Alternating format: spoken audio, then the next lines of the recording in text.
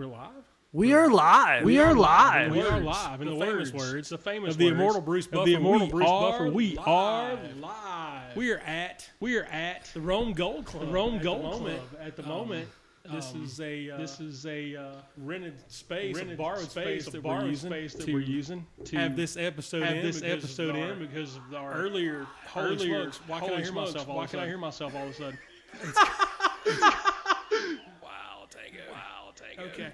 So we're at the Rome Gold Club. We're having technical difficulties in regular our studio, also known as Rome Reformed Church.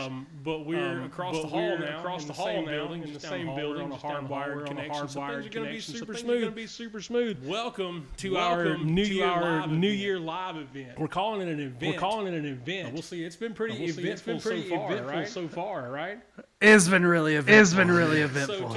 So to my left here, right on the camera, Mr. Hayden Tango Terry. You guys have met him before. Hopefully. Listen to Burnham Podcast. You've at least heard his voice.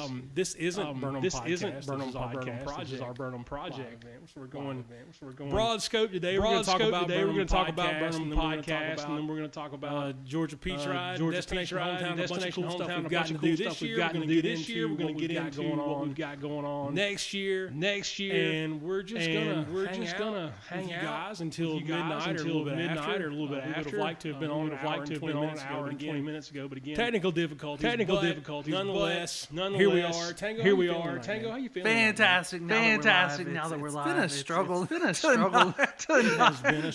been a struggle. We've went through everything. We have. I blame Nathan Roberts. I blame Nathan. What do you expect from an engineer from Georgia Tech? Bada bing. Shots fired across the Rambling Wreck. Nathan owns the building. He'll understand. I've blamed him before. He gets it. He knows it's his fault. But we're here, man. This is our New Year's live event. We're gonna bring Preston Christ on camera in just a few minutes. He kind of got roped into this. I don't know. Were you planning on being on camera at all? Were you going to be on camera? Were you going to be on camera in just a minute? Man, we had a great lineup of guests that through a series of unfortunate events, none of them have been able to make it. So we're just going to roll. We're just going to roll who we got and what we got, and it's going to be fun. It's going to be a fun night. We can make it work. No, we always do. Well, let's get at it then. Preston, come on up here and join us, man. Yeah. It's gonna be fun. Also, I don't like they can see my legs. I got this nifty tablecloth. I can't see what we can see. I guess I can pull it up and look. I can pull up the chat. Yeah. Are you not going to wear your Preston shirt over here? Preston's wearing a shirt with his own face. I've only seen it one other time. And I was at a track meet. I was at a track high school track. Coach high school track. And a guy came in wearing a shirt with his own face on it. I walked up to him. I said, you can't wear it, man. You can't wear it. It was Evander Holyfield. Heavyweight boxing champion. Say anything, but hey, would you like me to get you something from the concession stand? How you doing, Preston? Good evening. Good evening. Can you hear me, Hayden? Can you hear me, Hayden? Is he still muted? No, he's live. We've been scrambling for an hour and a half and managed to do a sound we got going. We got a whole list of topics and things to talk about tonight. Preston has an opinion about everything. Sometimes. So you're going to have one tonight. So that's where we are. Lots of cool stuff happened this year. You weren't with us for Destination Hometown. We're talking earlier about how you seen them, right? Hayden left my invitation outside the mailbox. So it's talked about, but we're blaming Nathan Roberts. I don't know Nathan, but Nathan's fault. Totally his fault. All the time. So we got another season of Destination Hometown. We ended up we're calling it Destination Hometown. We've done before is the Georgia Peach Ride. This year the theme of the Georgia Peach Ride was Destination Hometown, which of course took place in our hometown. place in our hometown, Georgia, where we are right now. And we realized in doing that, those events need to be two separate things. Destination hometown needs to be its own show. And the Georgia Peach Ride could be its own thing. So destination hometown, the idea is to go into a small town and highlight a bunch of reasons why somebody would come to do stuff going on. Would you go to this town for a weekend? Maybe consider moving. But what we realized in doing that was that it wasn't so much about the places, but the people. And then we got to talk to people like the Schroeder family. So cool. Awesome folks. PJ Broom, Scramble Brazil, Jiu-Jitsu, Wrestling, Adam Colson at the Plaza Barbershop. What was your favorite encounter? My favorite was Justin Franklin. At the time, the Rome Graves, but now the Rome Emperor. That was the coolest thing. That was the coolest thing to be able to get on film and talk to him. And there for a cool game. What we got. We knew we were going to go. I was thinking about this earlier. And I was question. It was the same one. It was the same one. It was fantastic. We knew we were going to the ballpark. And we were going to take some pictures and interview some of the attendants. And hey, what do you think about minor league baseball in Rome, Georgia? And then we knew Justin because he had done. Matter of fact, he did the logo for Burnham Podcast, and then he did the videos and things for the Georgia Peach Ride. Couple of seasons we had. But now Justin is manager of media relations. Something like that. Step on that. Yeah, he's totally our. That's your job. It's the social media and marketing guy. But Justin runs the. He's in charge of the crew. He's in charge of videos up on the screen. Plays the game between innings and all those things. So Justin took us up, and we got to see. Tango's eyes were like, he wanted to get in, and he wanted to push all the buttons. We got to go open the production room and watch them work the video board. I wish you had a camera on Hayden at the time. Oh man. That would have been. It was like kid in the candy store because I was like, I know what that is. I got questions here. I got questions. Danny's over there like, what? I had no idea. Baseball. Yeah, right. Yeah. Computer that does. Can you get my face on the big TV? The stadium's empty by this point. It's still a lot of fun. I enjoyed that one. It was really fun. Ended up being a lot more interactive than what we thought. It was probably my favorite episode. Man, we were gonna run it real fast if we just agree. All three of us in agreement. On the brand. You've seen them all. At outsiders' perspective. The 4th of July one. Just all encompassing. It was so much fun. It looks like a lot of people around here know how to have fun. Man, yeah. I mean, it was really cool. We got to film the week of the 4th. Everywhere we went. And we're good at it. I wanted to try that fried catfish. Talking to the guy. Hey, we can make that happen. Bones and Gristle's always good. They're based out of Cartersville. Yeah, down the road. I'll be making a visit. Bones and Gristle. We need to get them to cater next year's live event when we have it outdoor somewhere. Maybe we'll do one. I don't know. We'll do one in the summer. Bring some catering in, have a live audience. It'll be fun. Yeah. Couple firecrackers. Yeah, it'd be great. But no, I was gonna ask. Man, it's really a shame. You should have made up a different. What other episode? What's your second favorite episode? Which on spot, didn't I? Yeah. Well. My second favorite is actually episode 0, which was our starter episode. Yeah. Just because it was that introduction that led into everything. Kind of informs you what Destination Hometown is for people like me who didn't know, even though I was filming it. And it's some behind the scenes magic. That was not the first episode. That was the last one filmed. Yeah, that's true. The last thing we filmed was episode 0 that went on the series. Now, question. All right. I don't know if y'all released it. Or if it was one that I saw in editing. The Emperors. That one's released. That was a bonus episode. Yeah, that bonus episode. If y'all haven't seen it, go check it out. He's repping them.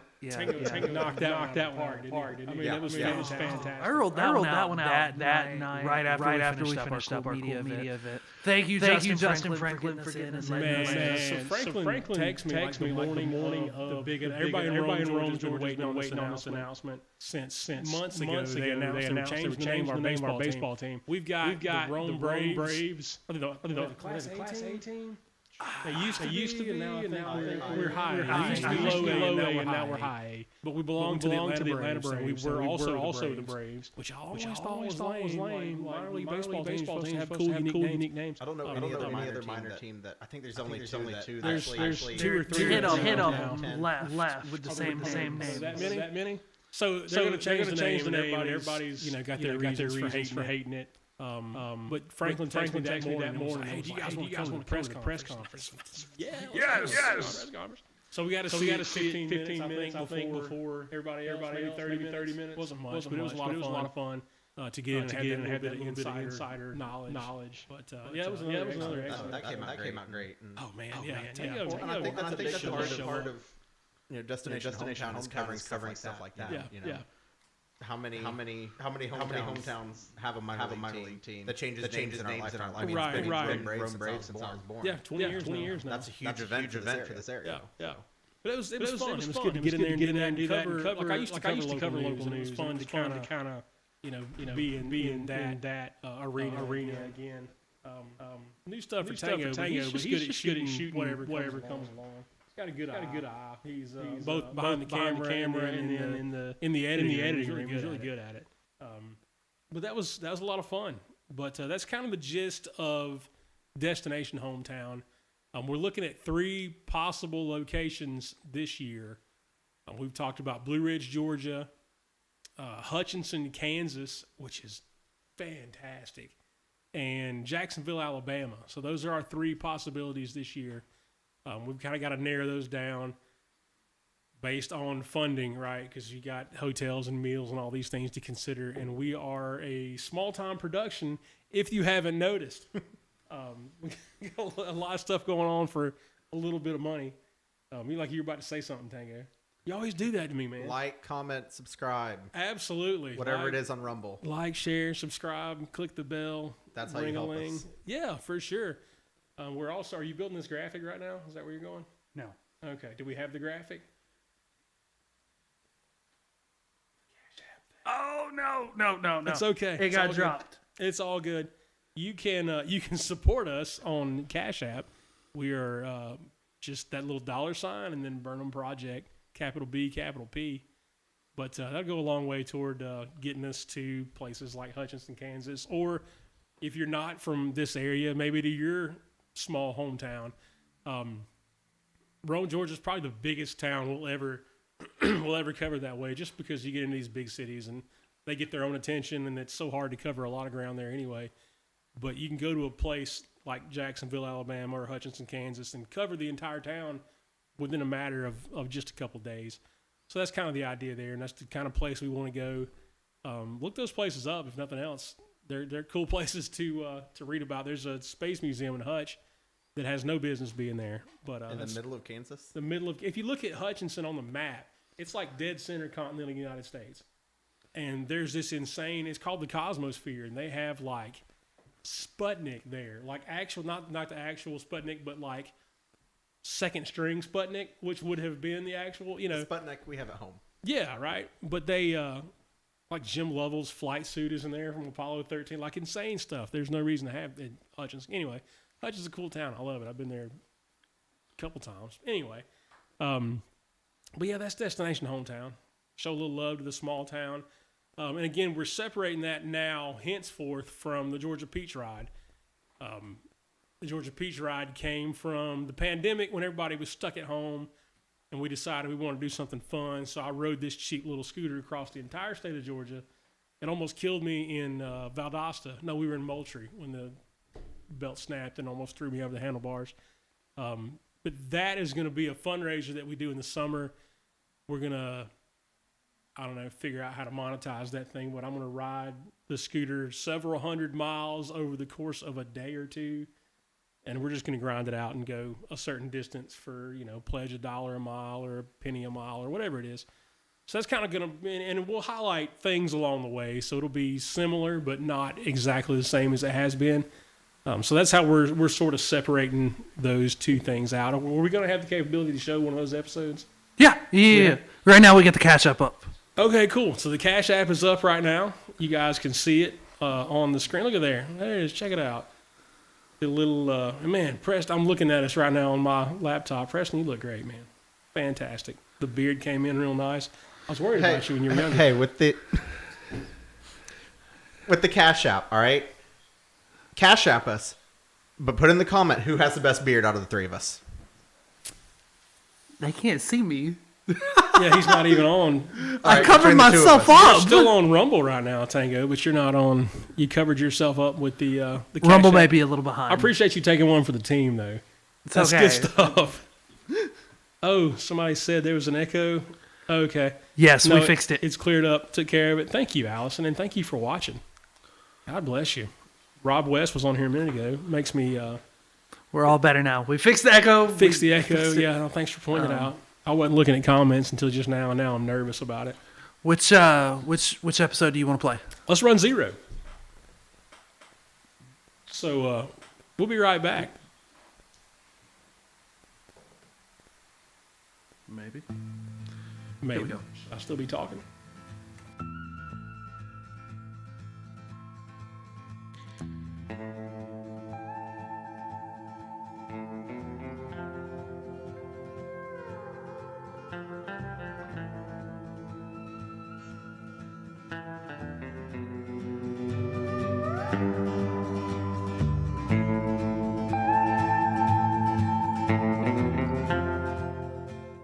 So the first time we did this, we used a generic Chinese scooter.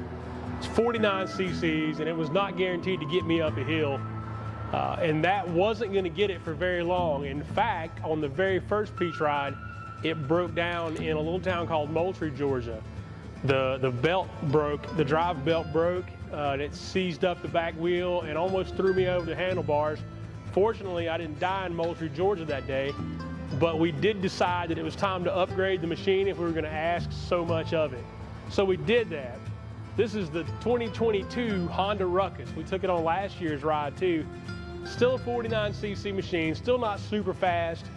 It's going to top out at about 35 miles an hour. You might get up to 40 going down a hill, but it's liquid cooled, so you get a little more punch, especially off the start.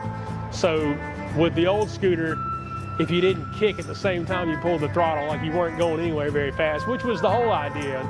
The entire premise here is that it's cheesy to ride this under-equipped machine for hundreds of miles wherever we're going. But we do feel like the Ruckus gives us a good chance to at least complete the ride that we're going on. It takes all day, right? It takes forever because it's a third of the speed of like what would be a big boy motorcycle. But this is what we got, and this is what we're riding. This is our trusty steed, and it gets the job done. Not in a super big hurry, but it always gets us where we're going. And we feel like this year it's going to continue to do the same thing.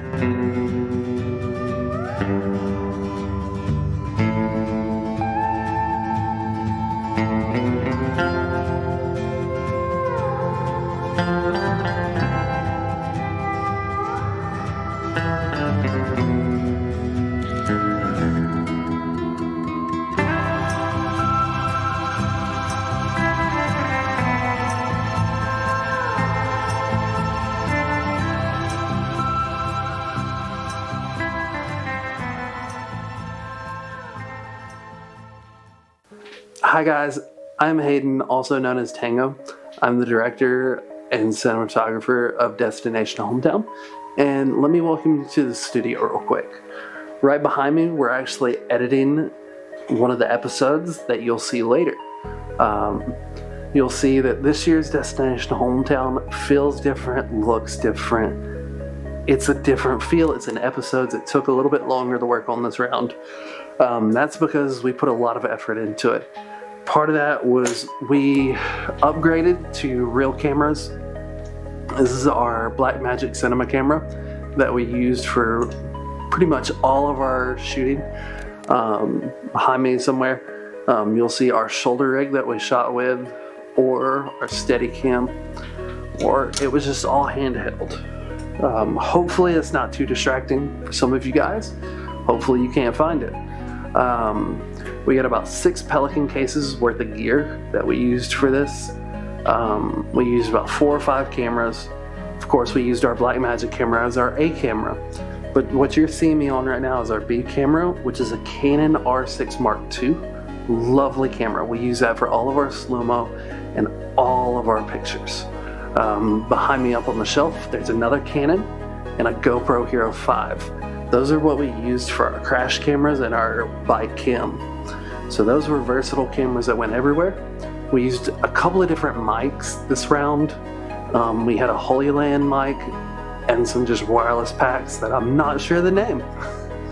Shocker, I don't know it. We used a wide array of different technologies and products that we love.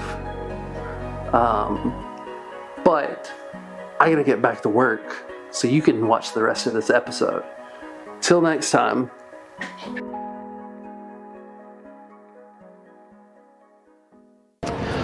So this is the 2023 Peach Ride. The theme for this year is Destination Hometown, mostly because we're here in my hometown of Rome, Georgia.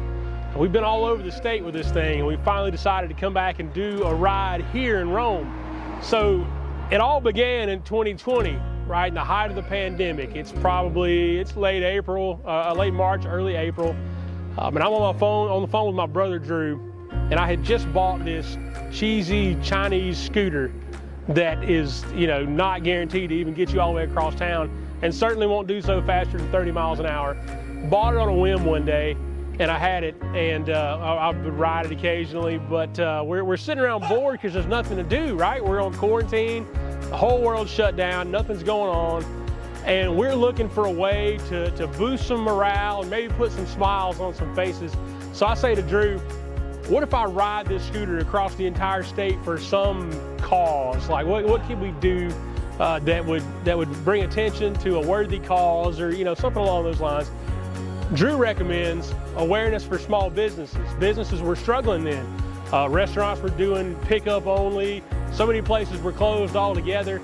Our dad has always been a small business owner, so that was sort of a cause that was near and dear to our heart. So that's what we decided to go with. So we went out. We chartered a course across South Georgia. It was nice and flat, not a challenge for that sorry scooter we had at the time.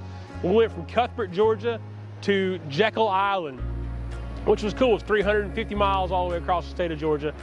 And we would stop at places and we would highlight a business. This is this restaurant, or this is this store, and we would talk about that. And then it sort of evolved. In 2021, we did the ride again. 22, I'm sorry, we did the ride again, and it evolved into more of telling the story of a place, as opposed to just saying, hey, this place is here and you should go spend money there, or at any given small business. We realized that a story had to be told. We did a loop around North Georgia, and as we went, it was still sort of the same thing.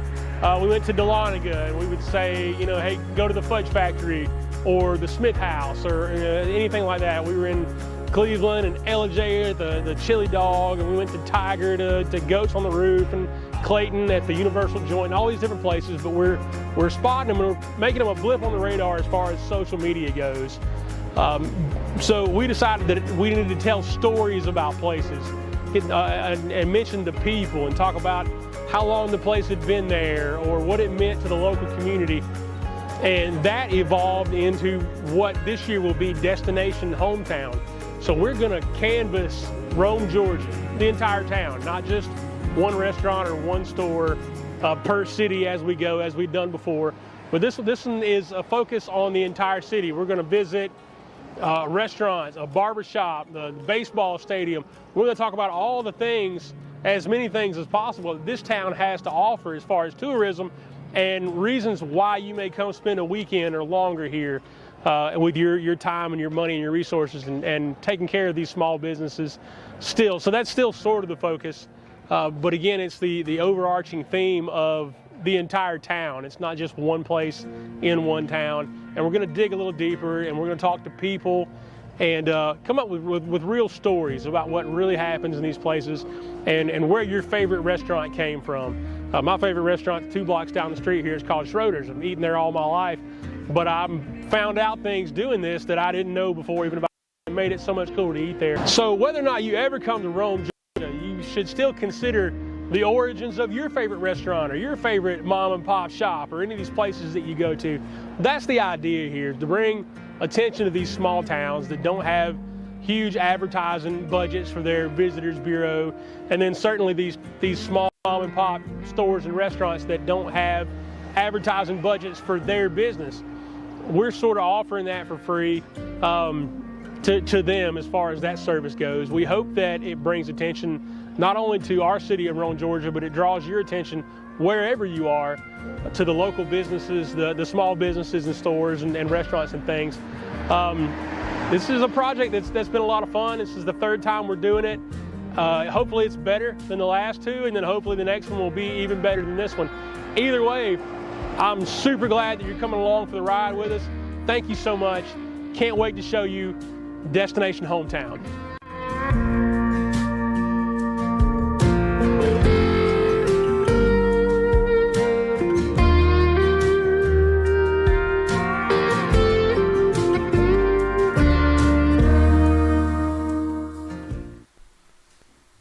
And we're back. We are back. Hope you enjoyed Destination Hometown episode 0. We kind of gave the rundown. You saw it. What it was all about and where it's going. And it was a ton of fun. It was a lot of fun. It really was. So we learned a lot of stuff. You know, I've lived here my whole life. You have also, but we learned things about our hometown. What's something that you didn't know? Something really cool that I learned about was Charles Graves, the known soldier. Super, super cool. Somewhere deep down there's an episode about that. But the short and skinny on it is Charles Graves was an American war hero who died in World War II. One?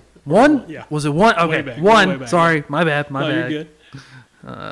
But yeah, he died, On that, Jamie. yeah, come on, man.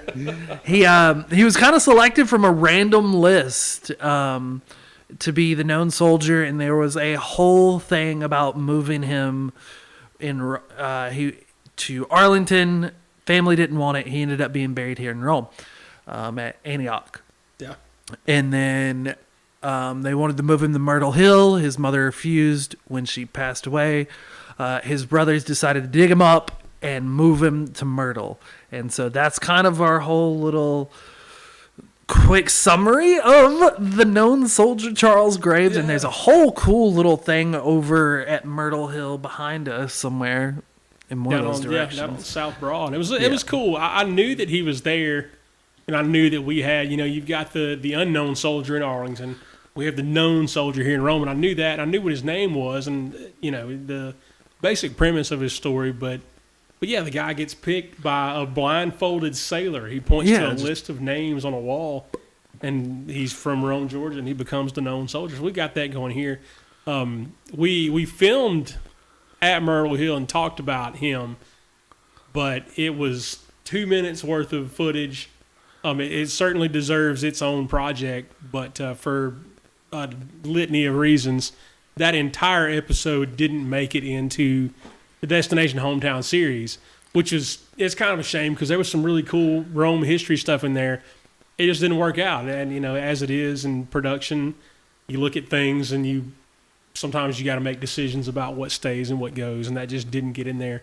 But I think we owe Charles Graves his own Absolutely. project. I feel we 100% owe that project some justice because more people need to know about that. Like, everybody knows the unknown soldier at Arlington. Yeah. Not people outside of Rome don't know the known soldier. Right.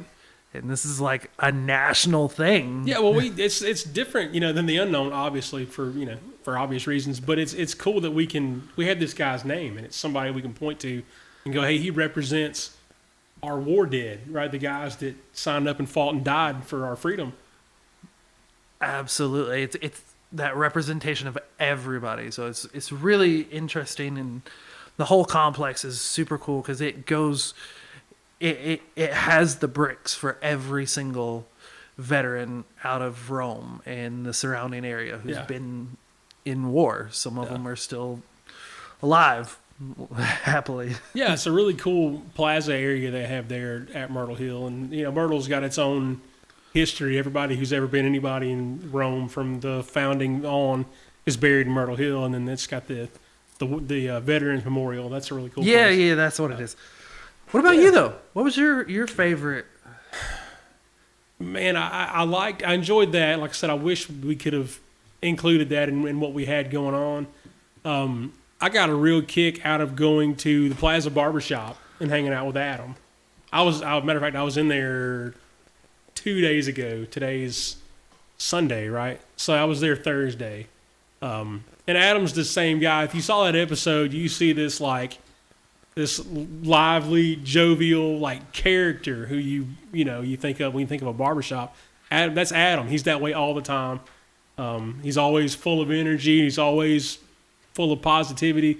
Adam's also, I don't know if we even covered it in the episode, Adam's also a pastor.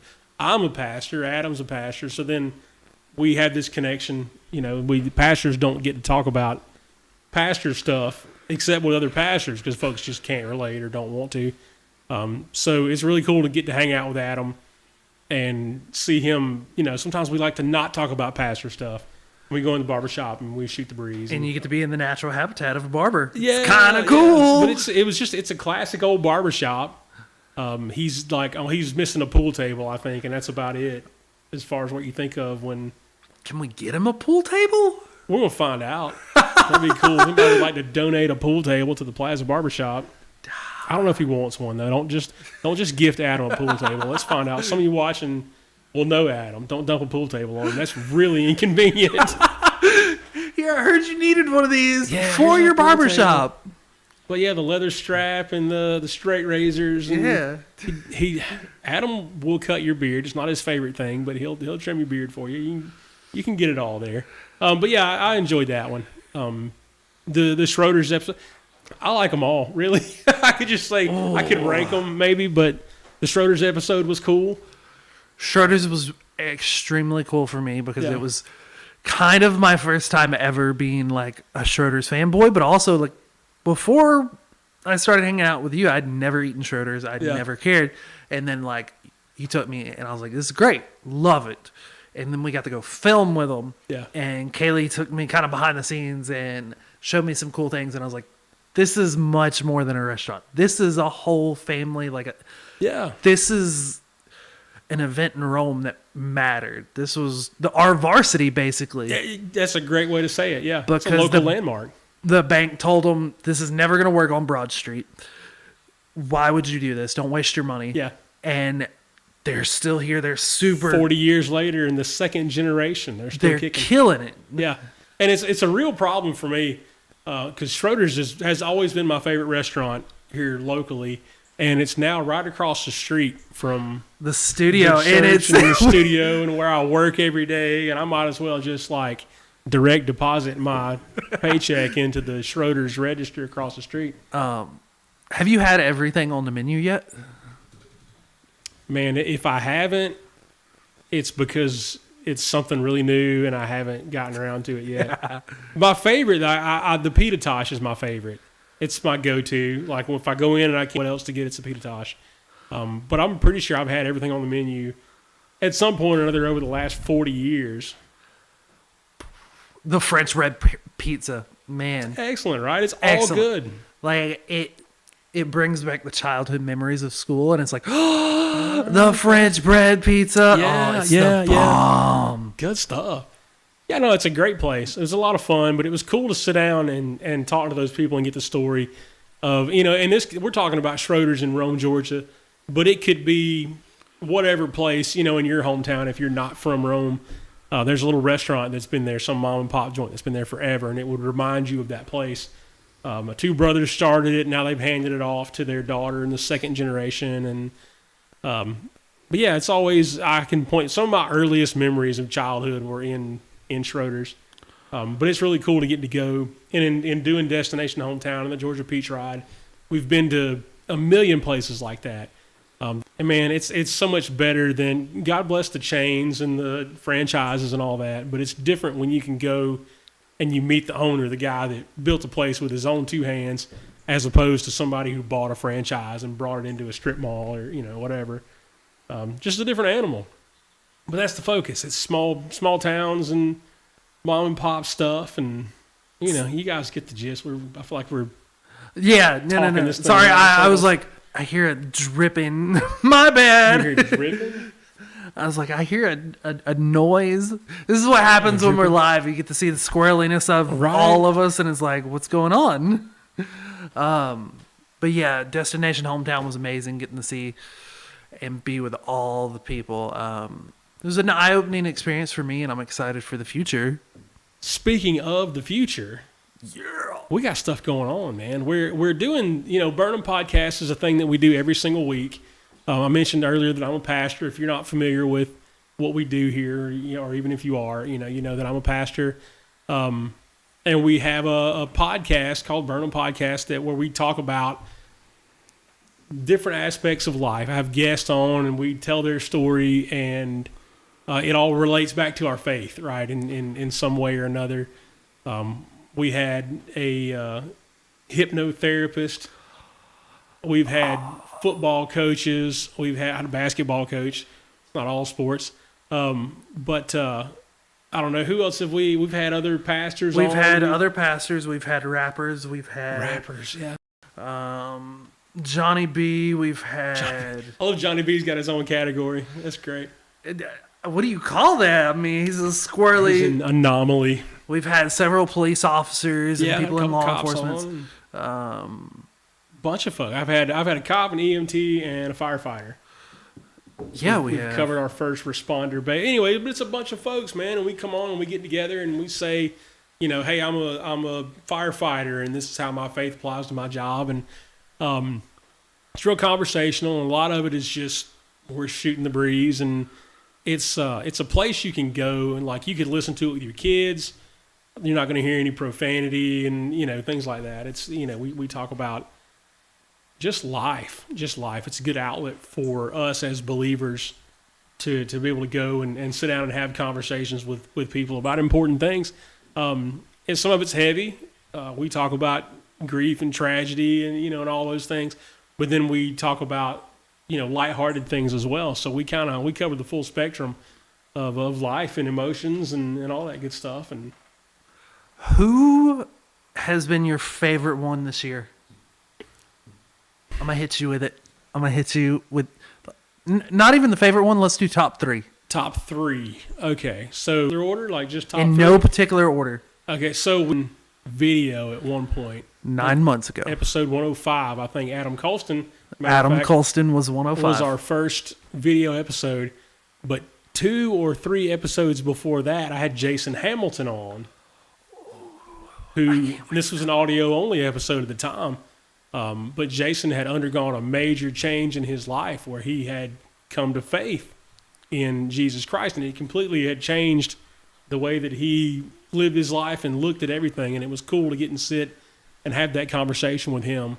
He had just gone through a serious tragedy in his life and had a rough life, lots of ups and downs leading up to that point anyway, and to finally get to this point where he felt like he could put the whole picture together and see things clearly, and it was because of his faith. But I think that's definitely one of my top 3. And my brother was on one recently that hasn't aired yet. Correct. So he's out. Drew would have been out anyway. Not a top 3. Not a top 3 guest. Oh, let me see. Who have we got? I got to look back now and look because I'm thinking. I've had Gerard Tucker on 2 episodes. Yep. So I think that he's definitely one of my favorite, but having been on 2 episodes, I'll put his 2 episodes together. They tie together pretty well. They do. They went together well. Jariah came in a pinch on that one on like a 10-minute notice. He did. I lost a guest and got on Facebook, and I was like, hey, who wants to be on a podcast? And Jariah showed up. Here he comes running in with his rash guard and everything. Like he's about to wrestle somebody and do the competitive hugging. He's on his way to jiu-jitsu, and I talked him out of it. So it's my fault that he was out of shape, and then I'll take the blame for his injury too. Because if he had trained that night, he wouldn't have gotten injured in a couple of times down the road. Yeah. It's one of my other ones. I'm gonna put you on the spot here, and I don't want you to cry or anything. A 125 was called Pushing All the Buttons with Hayden Tango Terry. If you watch Joe Rogan, there's some other guys out there too, but Rogan interacts with his producers. Guy's name is Jamie Vernon, and you never see Jamie. But Jamie's got some really cool insight sometimes, and he chimes in, and he's like, hey, this is what, whatever. Or they think they know something, and Jamie fact-checks them, or they ask him to look something up. But you never see the guy. I'm like, why didn't Jamie get his own episode? Well, I've got my own Jamie in Tango here, so I brought him on so you guys could see his face and get to know him. And I'm in the corner today, too. Right, I'm on camera. On camera, yeah. So you just, the guys behind the scenes, it's nice to be able to put them, in front, not in front of the scenes, I guess is the way to say it. I know. It was weird being pulled in front, but it was nice to be able to talk, and we got to talk about some really cool things, and it was so cool. I'm not gonna lie, it was cool to be all like, I was like, I'm editing my own episode. This is weird. Yeah, we just set the board up on the table with us, and you just hit all the buttons as we went along. But it was cool. I wanted people to meet you and hear your story, and we talked about kind of where you came from and how you got to where you are now. And I'm super glad that you came along. You asked me at one point to let you help me with this. You were like, hey, let's take it to video and do all these big things. And I was like, because I'm really I don't understand it, and I'm scared of it. But I'm glad that, I don't know, you eventually talked me into it, and here we are on a New Year's Eve live event. Persistence works. It does. And we never would have been here without that. I'd still be in a room by myself talking into a microphone probably. Yeah. Man, that just makes me think of like my top 3. Shoot them at me. I was like, ooh, who am I? A recent one that I loved that I didn't think I would enjoy as much was Lyle Morris. Like, I had grown up with Lane and Lance, the younger brothers, and I was like, oh, Lyle's cool. Lyle gave the coolest story, and he's in it, and his heart was so out there, and he was unashamed to be Lyle, and it was just really cool to see that. Another big one that struck me was James Manning. Yeah. I love that man. That man was so cool. Episode 127. He's been through it, man. Yes. James has had a rough path, but I think that was even the name of the episode, The Long and Bumpy Road or something. It was The Long and Bumpy Road, and then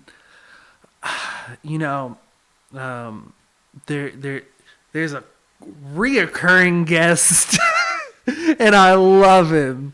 I love Chris Pyle, and I kind of lump all of his together. And that man's been through it with us, and he's seen like the good days, he's seen the bad days, he's seen the up and down. Well, and Chris is around a lot now. We talked about it a little bit he was on the last episode. But he's around now a lot of times when he's not even on. Yeah, and it's so cool to just be able to have somebody to bounce ideas off of outside of the podcast. And it's like, well, what about this? What about this? And he's such an insightful person, and he helps me come up with the best conspiracy theories and the craziest, wildest things. Good at it, man. But he's an honest guy. Like, you're going to get honesty out of Chris. And we start talking about something and going down this path, and he's like, hey, I think that's dumb. And you're like, okay, maybe it is. Maybe we just shouldn't do that. Or he says, hey, have you thought about this? And I go, yeah, that's a pretty doggone good idea. But he's great to have around. He was going to be here tonight. His wife is ill, and he wasn't able to make it. So if you're one of those prayer warriors, say a word for Chris's wife. She's getting better. She's on the mend. Just a slow go. It's been rough, but it's rough for a lot of folks this time of year, man. There's a lot of sickness and crud going around. Honorable mention goes to Coach Travis. Jacob Travis. Man, yes. When I started doing this podcast in 2018, Jacob Travis is one of the people that I had in mind for a guest, and it took me until just a couple of months ago to get him on. I guess it was back in the summer, but to finally get him on. So, yeah, we'll have him again, and then I got to get his dad on too, because his dad's a fantastic storyteller. Yes, been around forever and knows everybody. But yeah, Travis's episode was really good. It was really cool to see Coach Travis after almost 10 years out of being out of high school, and I'm like, he still remembers me. He remembers everybody, man. He remembers everybody. I thought I did, and I see people out now, and they're like, "Hey, Coach Burnham," and I go, Steve, and and it's not. But it's not, but it works. I struggle with names now, but no, he's great at it. He was fantastic. His episode was a lot of fun too. What's the future looking like for that Burnham podcast? Oh man, mention some new episodes. We've got we sat down with my brother. If you have been with the podcast since day one, Drew was on like 15 out of the first 16 episodes, I think, something along those lines. And then he's been on another half a dozen more times or so. He helped me get the podcast off the ground and get it going. And then he's a college football coach, so he got a job in a different place and moved away, and he's in town right now. Actually, it's we're here at Christmas and New Year's, and so he's here celebrating holidays with us now. But then the next couple of weeks, he's going to be recruiting football players around the state of Georgia. But yeah, so Drew was instrumental in getting us going as far as Burnham Podcast goes. But that's part of why we named it that was because obviously he and I had the same last name, and we just sort of lumped both of us together, and it was like a co-host type deal to start with. Then we got away from that when he moved away, and I started bringing in other people to have cool conversations with, which is the idea, to get as many people as possible in to have get their stories out. That's what we're doing here. It is. But as far as those coming up goes, I got one with Drew. I've got one with my sister-in-law, Carrie Mae Burnham, who's Drew's wife. She's here right now too. She's leaving in the morning to go back to Omaha, where they live.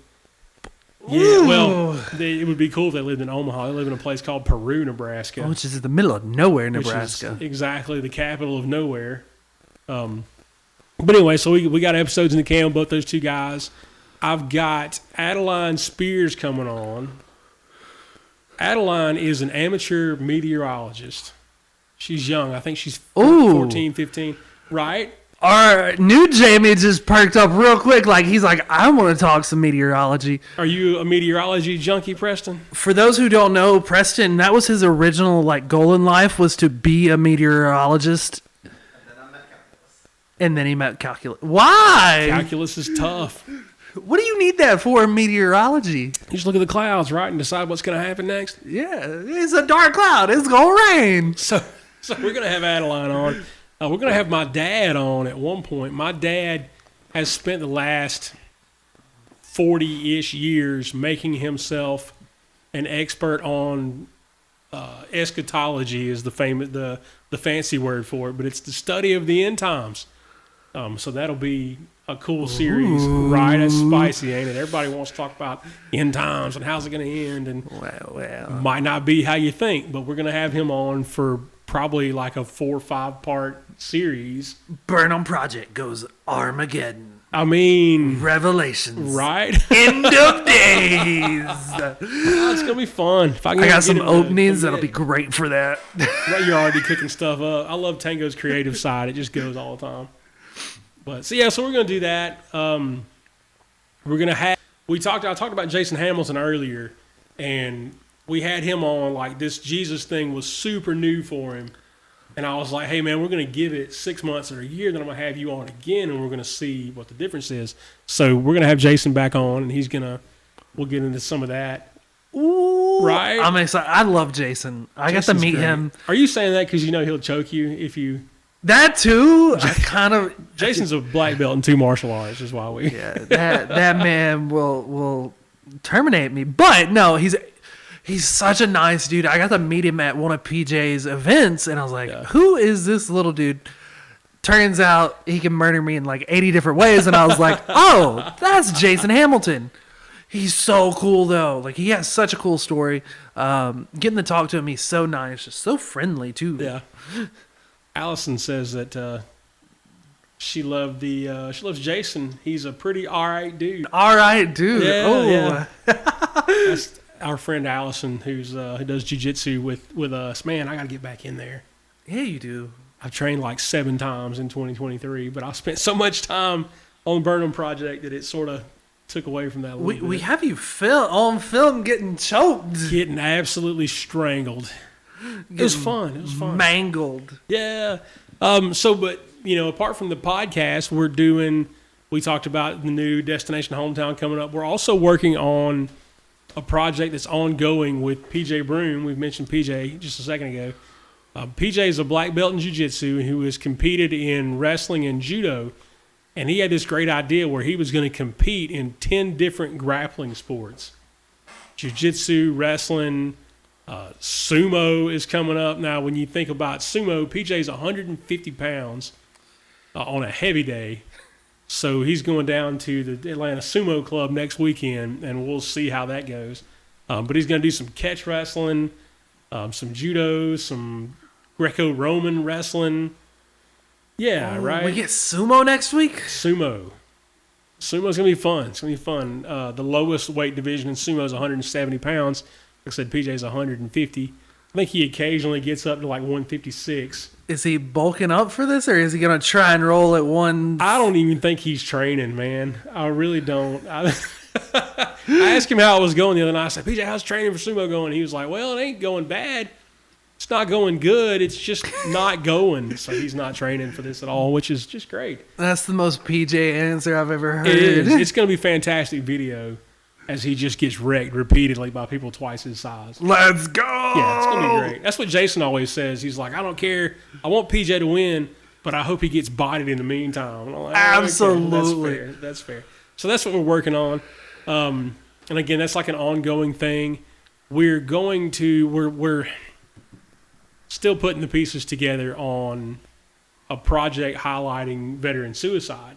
Yes. It's something that I feel like people are aware of, but I mean, we're talking 22 a day, right? Like that's the number. That is the average, yeah. These guys that we're losing. So we're working on putting some interviews together in the same kind of style as the podcast, but we're going to sit down with these folks in a private setting and get their thoughts on things and why, some people that we know that have been to that edge before, and been veterans and know what it means to do that and to have those thoughts and to come back from that and talk about why some people come back from it and others don't. And, we got to figure out what we're doing to those guys that pushes them to that point.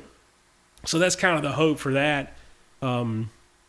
Again, it's just a matter of getting all the pieces, the logistics worked out, and being able to talk to enough people to bring you guys good quality content on that and telling a really good story. That's not the kind of thing you want to do halfway. If one of my podcast episodes goes off the rails a little bit, like it's not the end of the world, but we want to make sure that we've got that right before. Yeah, that's a more heavy tone subject that you want to make sure every button is there, everything's up to par, that there's no squirreliness involved, that it just, we're being honest. Yeah. There was another thing that we talked about maybe next fall that we were going to get into. I should have that list in front of me. Was it another hometown? Maybe. We were looking at 3 different possibilities, or maybe all 3 of them, depending on funding and logistics. I should have the list in front of me, too. That's one of the things we should have been ready for.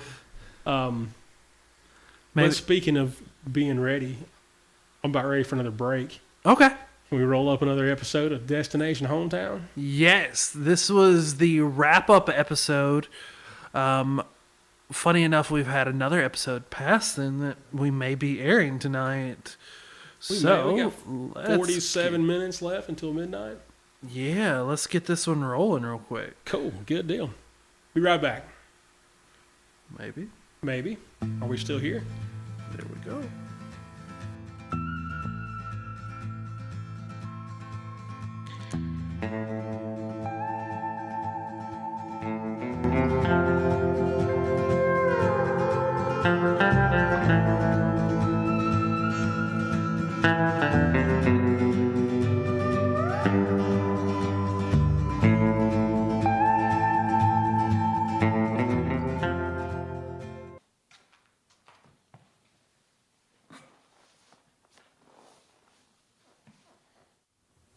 welcome to episode 6, the series finale of Georgia Peach Ride, Destination Hometown.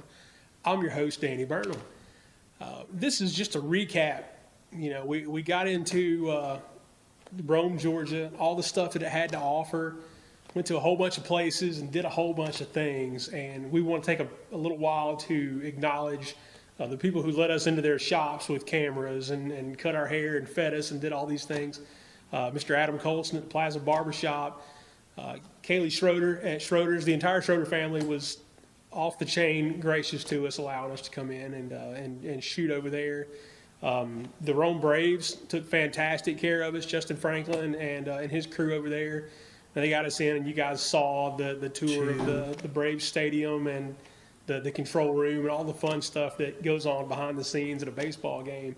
We also went to Scrambled Brazilian Jiu-Jitsu and Wrestling, thanks to Jason Hamilton and PJ Broom for letting us come in there with cameras and for everybody who strangled me that night.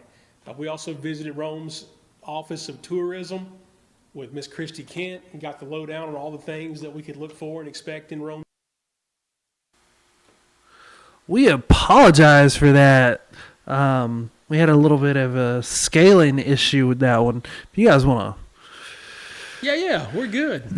let me fix it real quick. Unless y'all want to see Danny's forehead like super up close. I know. I would rather y'all not, really. It's just like my face up close.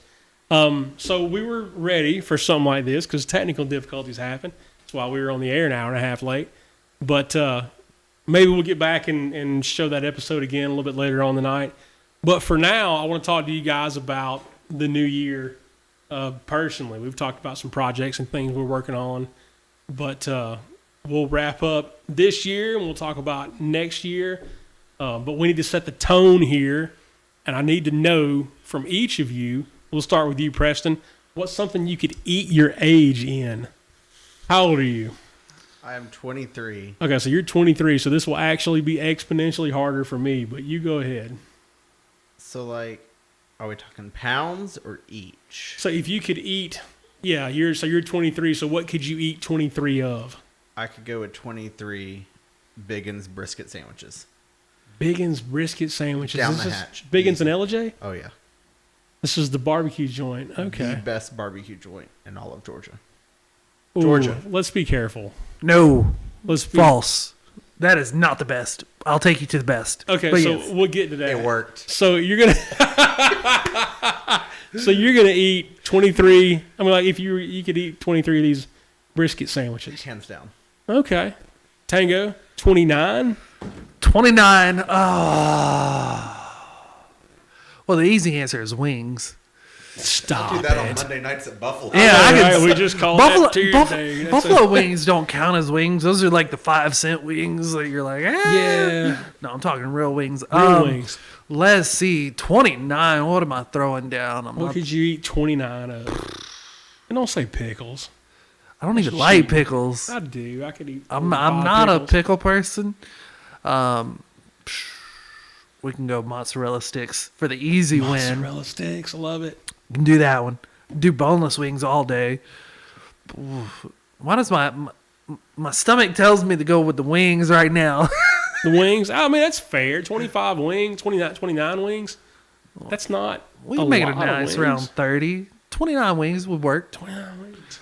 Wings was the first thing I thought of. Let's do Jefferson's wings. Jefferson's wings. We're not paid spokespeople of Jefferson's. Or the Moe's barbecue wings, like a freaking drumstick. From the yes, the big ones. You're getting chicken legs for wings. Listen, we're not talking Renaissance Fair turkey leg wings. No, those don't count.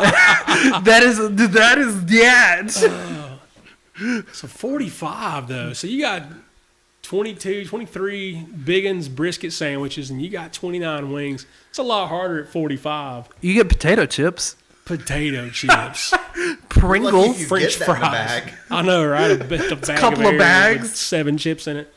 What could I eat 45 of? There was a time in life when I could have eaten 45 crystals. Not anymore. Lord help. I got indigestion just thinking about that. But 45, I don't know, I could say cookies or meatballs. I guess the meatballs is where I would have to go. You know, I am starting to second guess that That brisket sandwich. Oh, yeah? That's a lot of brisket That's sandwiches. a lot of brisket and bread. You could probably eat all that barbecue. Now, if you turned them into sliders, maybe. Yeah. But I've had the brisket sandwich at Biggins. I'm thinking about that bread, and it's a lot of bread to get down. So, but we're going. Say we'll call them sliders. Then? Yeah, you throw them onto a slider. Okay, all right. Is that a thing at Biggins? No, I usually just take a slice and set it in the bread, kind of like a taco. That's fair.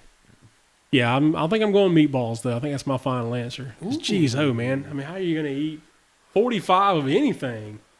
Like I'm past the point where I'm trying to be Joey Chestnut out here. You know what I mean? Like that's too much. I don't know. That's my final answer on that. But we're just let's be silly a little bit and have some fun.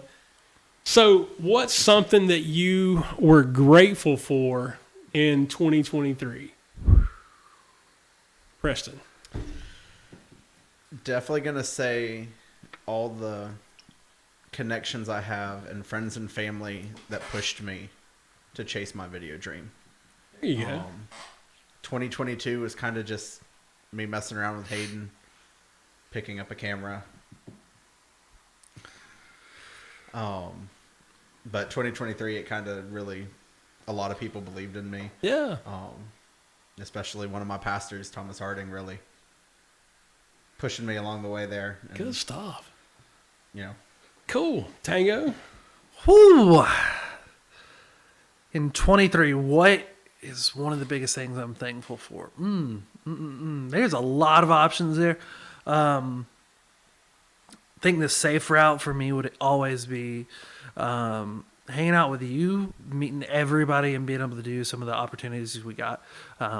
Justin Franklin and all those super cool dudes.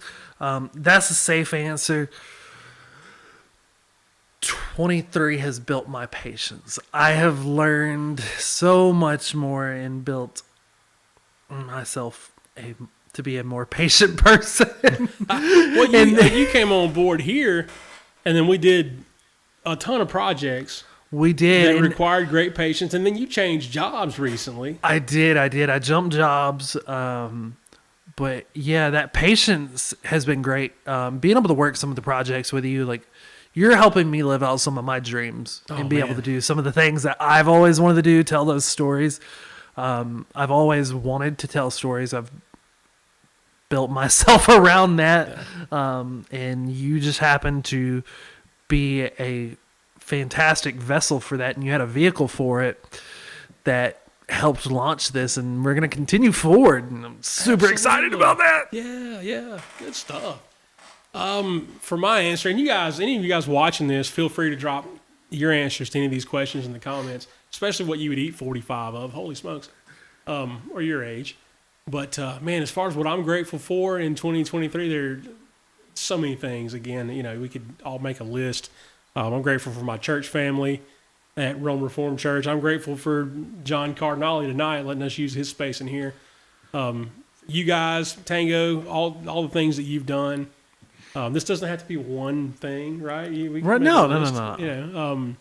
My wife, my kids, of course. My wife lets me get away with so much nonsense. I get to play with my friends every Monday night while we record this podcast and do things like this, and we travel around and go places and see stuff, and she minds the store, keeps the home fires burning while I'm, living out dreams and things like you talk about, and part of her dream is to let me do all these things, and I think that's super cool, and I'm blessed tremendously in that aspect. So what are we excited about going into 2024? Tango. Preston points at you. Nah, you got to go first this time. I know, last 2 times. Yeah, I know. He's been on the spot the first 2 times. What are we looking forward to going into 24? Yeah. Some super cool projects. I got some personal projects that are coming up that are really cool. I'm really excited about the whole year, honestly, but I can't name one thing. It feels like it would feel weird to be like, this is the project or this is the thing that I'm excited for. I'm a squirrely individual and I live in chaos constantly.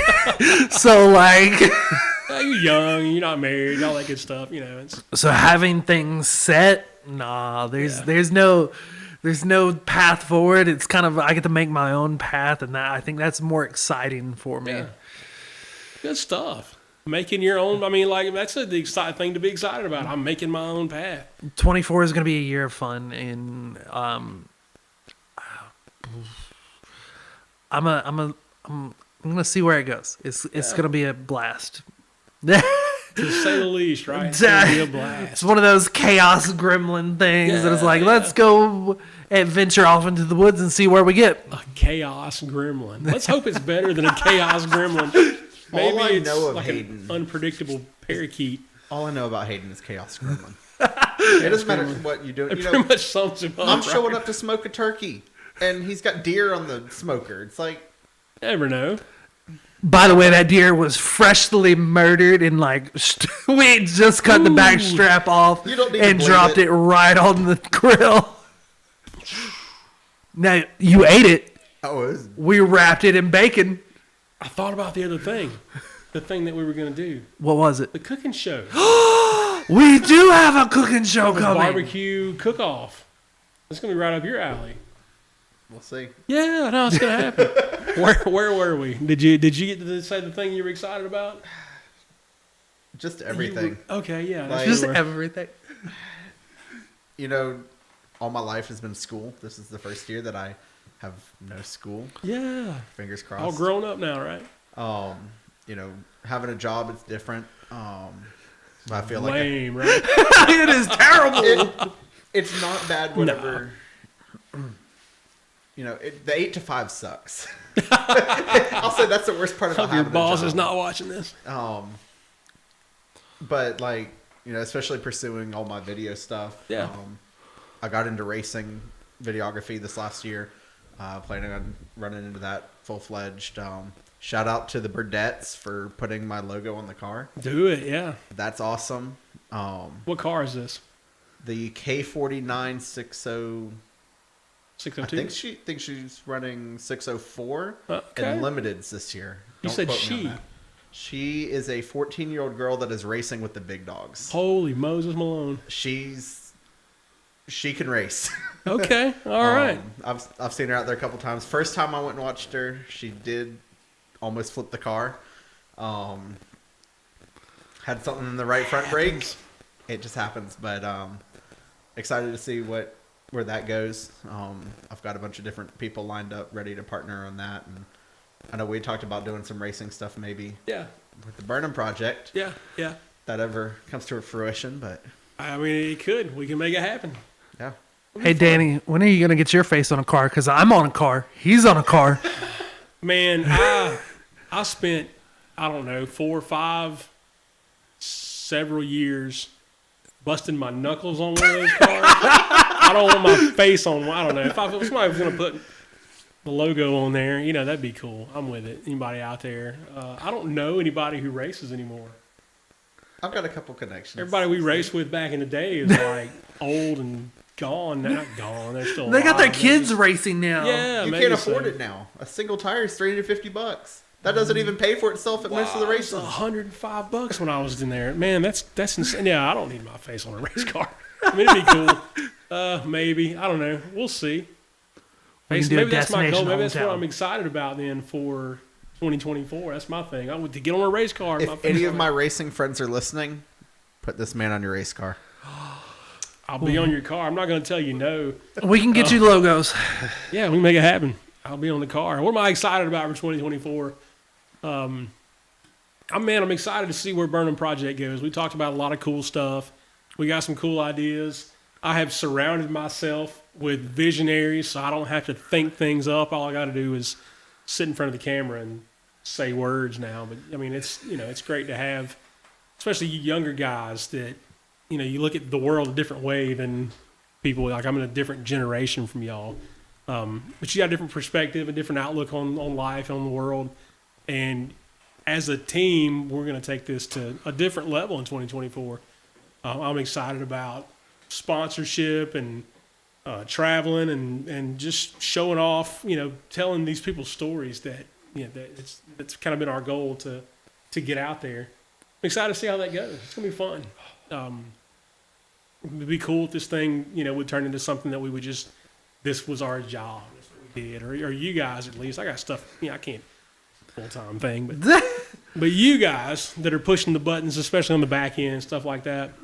Some of these projects, I feel, if we execute perfectly with success, can propel us a little bit further. Yeah. And get us to where we want to be. There's some cool ideas in the can, man. It's just a matter, like you said, execution, getting it right. I would rather not do something at all than do it halfway, or say, because we could have been on air sooner tonight, but we would rather have done it right than try to wing it and it'd be lousy. But shout out to Ron Kanzler, everything with excellence. Man, we got to get that man on. We do. Back to the podcast. Where did we decide Ron was? He's not far away. He's in like Noonan, right? Yeah. Let's swing that. It's Crossroads. If he can go to Belarus, he can come to Rome and be on my podcast. Ron. I'm talking about Ron like he. We can send him this right now. I'm going to send him. Tag him, stick him in the comment. Anyway. So lots of stuff going on. That's just things to be excited about. At home, I'm excited about watching my boys. I got a 4-year-old and a 2-year-old. My daughter's going to turn 16 next month. Next month will be in 30 minutes next month. So that's exciting stuff, man. And she's grown leaps and bounds in the last year and is developing, her personality and to a different level. She's kind of getting out of that kid phase and starting to become an adult. So that's been a lot of fun to watch. So we're pretty spread out. I got a 4-year-old and 2-year-old and almost a 16-year-old. But so we're still potty training and learning to talk and all those things on the other end. So I got both ends covered, and it's just exciting stuff. And I'm going to see what the kids are into. We're going to get my 4-year-old into jiu-jitsu this year. It's going to be great. Yeah, it'll be fun. Get them strangling people early. Yeah, but why not, right? I mean, you waste your time playing football or something when you can learn to fight. CTE early. Woo! It's going to be fun. So that's, the kind of things that I'm fired up about going into 2024. That feels wrong. Doesn't saying it? 2024. It still feels weird. Man, I haven't felt right about saying the year number since like 2011 was the last time I was like, ooh, 2011, and then by 2020, I thought for sure we'd have flying cars. I was really hoping.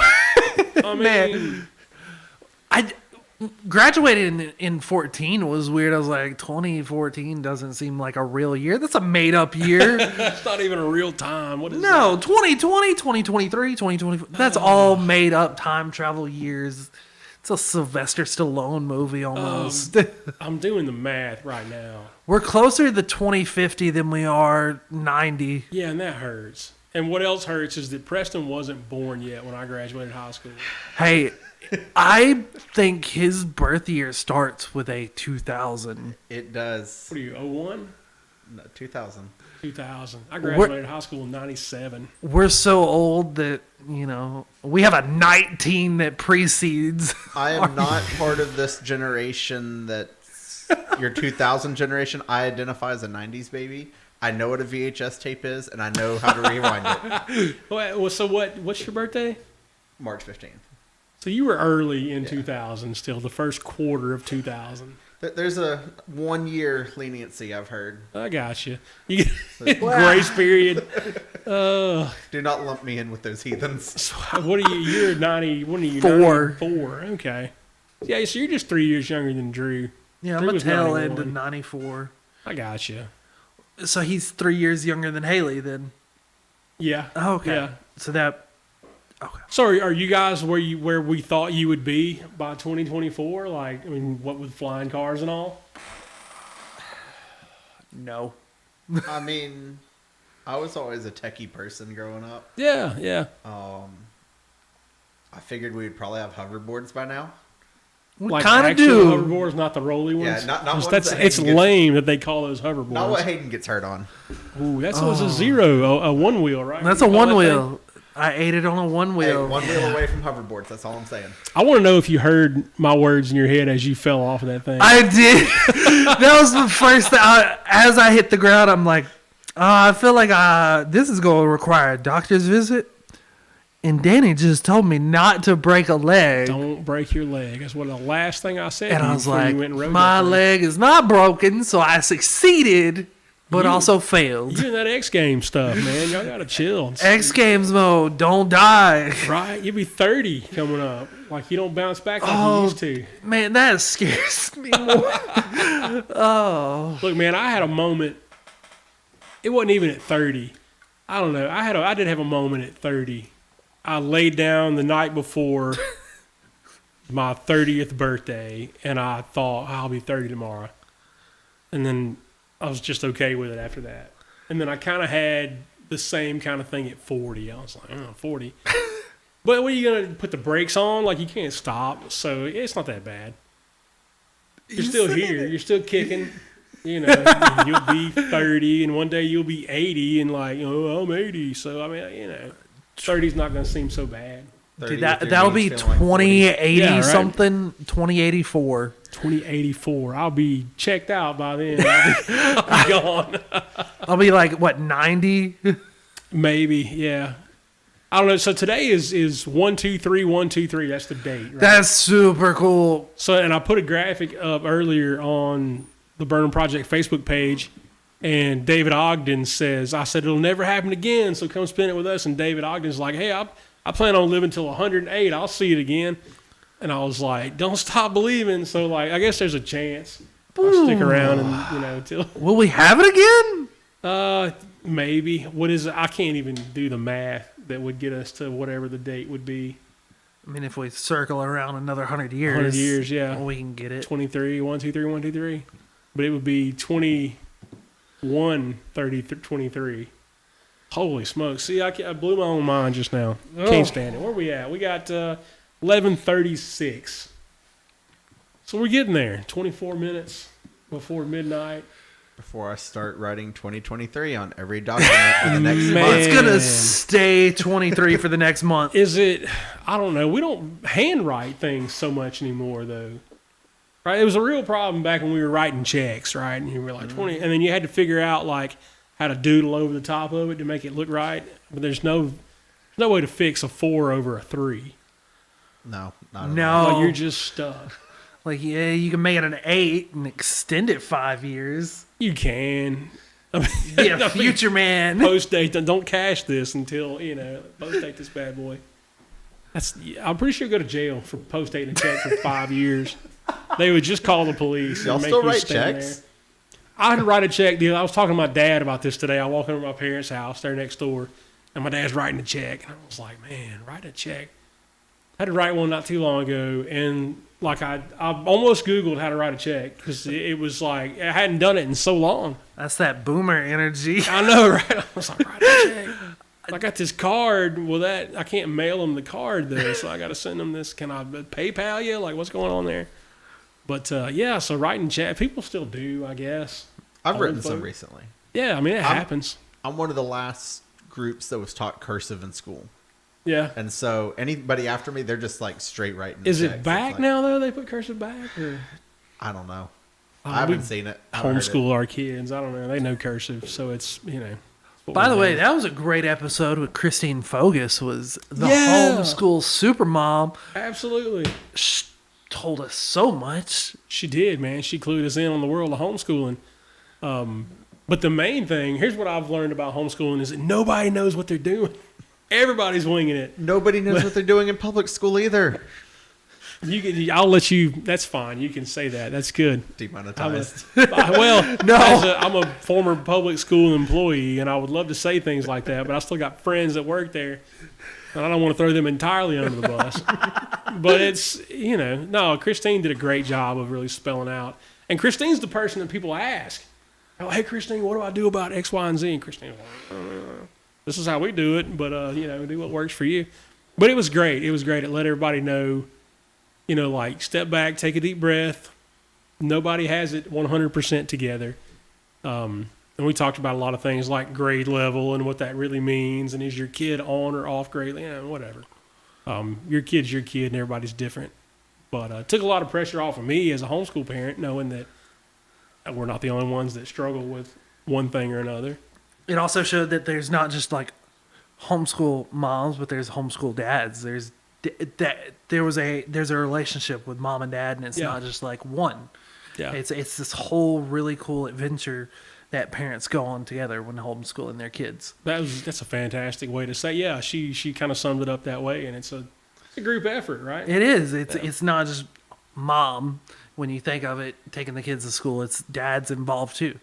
Yeah, so it's a really nice relationship. Yeah, that's good stuff. Man, I keep looking. I was chasing dots just now. Like I can see these big lights in here. We don't usually have the lights, but I look up and I can see the dots because I looked into the light. The light is gonna get you. Yeah, it does. It does. But this is a high quality production, man. So we got to have lights and things. And anyway, but if you followed us, you watched us tonight, if you watched the podcast, if you watched Destination Hometown, any of those things, you kind of see what it is that we're doing here. We would love to have your support. We put the Cash App tag up on the screen earlier. That's the best way to help us. Like, share, and subscribe is great. And it helps us too. It pings us in all these algorithms where we watch videos and YouTube and Facebook and all these different places. But it makes it a lot easier to do stuff with money, right?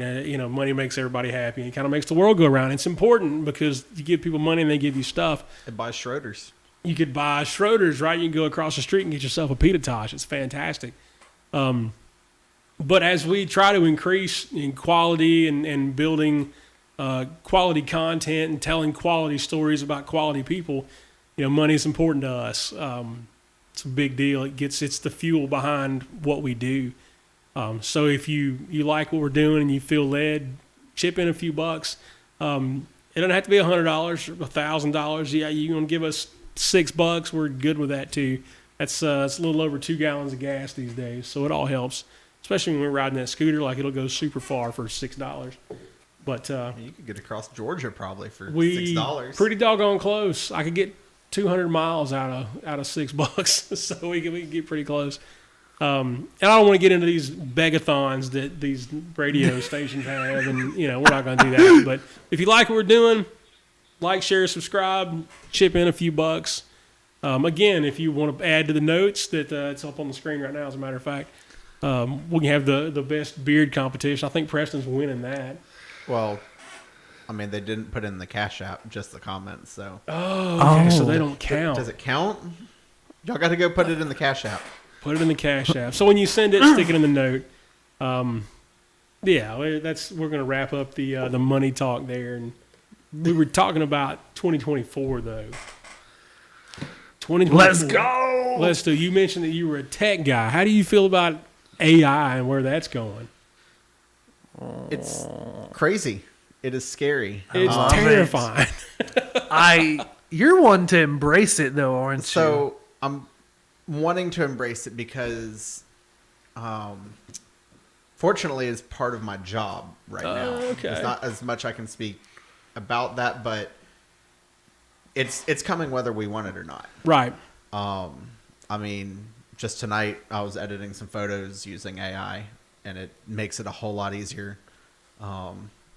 Any photographers, if you have noisy photos now, you used to just have to deal with it. Yeah. Or have now a cartoon you can looking, AI fix but it. now it's beautiful. That's a cool thing, right? It has allowed me to take my photo skills to the next level. Yeah. And really just like recoup photos that didn't look great, that I would never post otherwise. But I mean, it's scary what it can do. I mean, look at what happened. Chevy's currently having to fight it in court right now. Somebody convinced the Chevy dealer AI to sell him a truck for $1. It was an $80,000 truck. Yeah. It was like a Suburban or something. And it provided a quote. And they told it to answer from now on with, I give it to you for $1 or something like that. And Well, they convinced the AI. They said, here's my max budget. This is the vehicle I want. This is all I'm taking. And it was like a customer service robot that was not supposed to be able to write up contracts or anything. And it wrote up everything they needed. And it was, oh my goodness, it was wild. So I wish I could be that guy. Right? I don't think they're going to honor it, though. They can't. You know, I mean, it's in the contract, right? They have now to. the whole Terminator AI. I don't feel it's coming. And it could happen, but it is nowhere close. I mean, we're still training AIs what a color is, and it only gets it right a handful of times. Can AI see? I think is the question. You know, because like it spits these pictures out, but it's based on what you give it. Yeah. Yeah. One thing with a lot of them is it is nothing more than what you trained it to be. For now, right? It can only find what you've specified to find. Like, it will not find new anomalies and be like, hey, this is new. No, won't find it. It is not thought-provoking. It is thought-consuming. Yeah. We also use AI, and I've had to kind of learn this whole new project with our AI that we have. And it's that same, we're training it, and we're spending all this time inputting these things. And it's like, well, what happens when a new thing shows up? Well, it just won't be able to find it. You'll have to find it. Got to retrain and all then over you again. add it in. And I'm like, it's nonsense. Go teach the forklift robots. Oh, man. Well, listen, from my perspective as a pastor, if you're a pastor and you're using AI to write your sermons, stop it. That's corny. Pray and ask God what you're supposed to talk about, and then get in the Bible and figure it out. Use AI. That's lame. Your sermon titles. You see some of these AI-generated sermon titles. It's like, wow. He's hitting.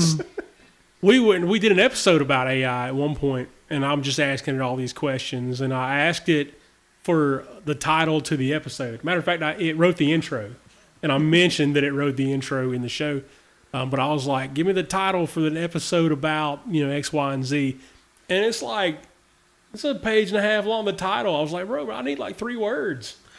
I mean, I'll use it to write Instagram captions. I cannot write Instagram captions for the life of me. Terrible at that.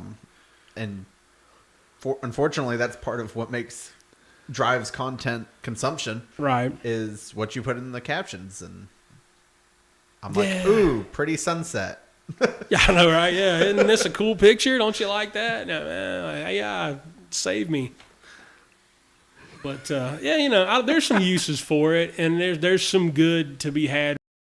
But there are certainly, what scares me is that there are people, and as we're teaching AI, like there are people who use it for nefarious, who are also teaching AI. And that makes me, and I've seen Terminator 1 and 2, so it just those didn't end well for the people. I don't want that, but. There's so my jiu-jitsu people, there's a product out now called a Rollbot. So when you're wrestling in jiu-jitsu, we call it rolling. And I'm not sold on the Rollbot because I'm not great at jiu-jitsu. And what if this thing kills me? I got murdered by a robot. That's a thing? Yeah, it's called the Rollbot. I've never seen one in person. There's a black belt over in Decatur, Alabama. This guy, his name is Brandon McCaffrey, who is a fantastic follow on YouTube. Even if you don't like jiu-jitsu, he's just a tremendous character. But he does a video with this thing, and it's set up so like you can sink chokes in, and you can program it to like not tap out, so you can break his arm and all kinds of stuff. Yeah, this sounds like how you build Terminator. That's exactly what I thought, man. Because he broke this thing's arm. And he just like popped it back together, and they kept going. And what if this thing decides it wants to break your arm? So this is a Boston Dynamics robot all over again. Something along those lines. See, those are the Terminators. Those are the ones I'm worried about. Now, this is why I will always have a regular standard thermostat, standard oven. Hayden over here has an entire smart home. And I'm like, if the printer makes a noise without me knowing, it's out the window. It's gone. Well, I think about, like, we talked about Terminator. There's a movie, I think it's been remade, actually. It's called Maximum Overdrive. Mm-hmm. where the machines took over. Yes. And you got like the Coke machine is like firing drinks out at like 100 miles an hour and smashing people. And I'm like, that's what I think of when I think of AI. And it terrifies me. Like he said, I literally have a smart castle. Everything. Soon as like I pull up, my phone connects to the house. Certain lights, things, everything triggers that I need it to. Which is all fun and games until the Wi-Fi goes down. It is. And then you got to go in there and hit the switch. And what are we talking about? I know. That's what we used to do back in 2023. And then it's stuck on like a dark blue. You can't go and change it to white light. Oh, man. Some of them are stuck in the colors I have them. But horrible. man, it is great to say, hey, Google, do XYZ. My thermostat's controlled. My house was built in 1907. Like, is that still a thing? Can I still get that? Yeah. It's all plug and play. I mean, you change out light bulbs and it connects to your phone. Same thing. Pop in a new thermostat. Pop in a new fridge that you can ask questions A to. toaster that might just kill you on a random Saturday. Right. Listen, the fact that they got smart fridges and smart ovens that like have the AI built in that'll look at what's in your fridge and say, hey, this is about to expire, send you a notification while you're at the store and be like, I'll get some more milk. I gotta get milk on the way home. Don't forget that. Where's the ad on that one, Google? That one made me think. Good luck finding anywhere open. I know. That's what Jessica texted me a little while ago. That- She that said, is "Can you one bring thing home milk?" I do not like in this The post-COVID world. Can we say C word? Yeah. We don't care. I mean, The we've said it post-COVID before. world. It's 24-hour Walmarts. I Please miss come it. back. oh my goodness. We live like 3 miles from a Walmart, and waking up in the middle of the night, one of the kids is puking, and I need medicine now. Yeah. Like it's always been. You know, Also, right it's there. just fun. If you ever feel bad about yourself, just go walk around Walmart at 2 a.m. You know. This is not going where I thought it was going. But no, I agree. If you need something Yeah. at night, I mean, Walmart used to be the place to go, and I now think it's like, Walgreens may be open 24 hours. I'm thinking like pharmacy specific, but like CVS. I don't know if it still is. Our CVS is not 24 hours, Huh? but that Yeah, Walmart they- was. they'll Yeah, shut it down. hadn't been. I don't know. The one in On Martha Berry? Martha Berry. That one's 24 hours. But I got to drive past 3 other places to get Yeah. that. Waho is the only faithful one. Thank y'all. Man, standing strong against all odds and It gets terrible better health the later in the inspections. night it goes. Yeah, right. Bless their, you know, I don't know if they're open now. We'll be out of here in 20, 30 minutes. There Let's may go be to the something there. Gotta Waffle. investigate. I haven't been to a Waffle House in forever. The Awful Waffle. Oh, some of them. Oh, I don't know if they'll get. Nobody from Waho Corporate's going to be listening. Probably not, yeah. Some of the Waffle Houses I've been to have helped me create something that I've never had before. Okay. It's absolutely amazing. They'll take my bacon and cook it Yeah. most of the way, chop it up, and throw it into the waffle batter before they cook it. And So a then, bacon waffle. oh, bacon waffle all the way. The best creation to ever come out of the Man, Iron you Kitchen. just spilled the beans on what would have been the start of our restaurant. Would you say you could eat 23 of these bacon waffles? I probably could. I It is- mean, you could do it or die I don't know. trying, right? It's still a lot of bread again there. I'm telling you, that just a little bit of syrup. You don't want to make it all soggy. Yeah, no, you don't But- want to go overboard with the syrup. That is, Bacon in the waffles. it is a game changer. But with the syrup, you get the sweet and the salty. Oh, and then yeah. the, And the fat from the bacon like goes into the waffle. oh, You get that. oh dear. Now, only certain Well, Waffle you're over Houses there will do hitting it. buttons. No, they'll say no. Some of them say no. Waffle So- House should never let me down. They should never say no ever. The customer's I've seen always what you're- right, even when he's wrong. I've seen what they're cooking up back there. Yeah, yeah. Off air, you got to let me know the address of some of these places, these fine establishments. Yeah, There yeah. is one in Rome. Okay. I found one in All Rome right. that'll do it. So that's your quest, viewer, for tonight is find the Waffle House in Rome that will make this specialty menu item for you. And then tell us how you like it. And tell us where it is. You know, you're gonna clue us in as soon as we get off air. If we tell everybody now, they're gonna run for the place, and it'll be full when we get there. And they'll say no we've already done 20 tonight. I'm not doing another. I'm not doing another one of those. Way It's to too much go. work. Hey, can we get a countdown timer? Is that a thing? Something we can add to the screen. It's probably something we should have talked about 6 hours ago. Let me start working on something. Yeah, no. There we got go. it. So we got So we can see a little. just under 6 minutes left until the new year. Holy smokes, man. Again, I'm with you guys on 2024. Let's see, I'll be 46 in September. Just 46 years since 1978. That's crazy. A long time. It is, man. It is. That little drop-down menu, I'm having to scroll further and further these days. What was something big that happened the year you were born? What happened the year I was born? I don't know. That's a good question. What happened in 1978? I don't know. Muhammad Ali probably did something cool. What was the cool event from 19? The Senate did what? That's lame. Senate proceedings were on broadcast radio. What are we talking about? How boring. Nothing good. The Susan B. Anthony dollar came out. First solo North Pole expedition. That's something I can get behind. Would you go to the North Pole? I don't know if I go to the North Pole. I might go to I want to go to Antarctica. I really want to go to Antarctica, and there's no reason for me to go, so I can't this is why you should take me down there. But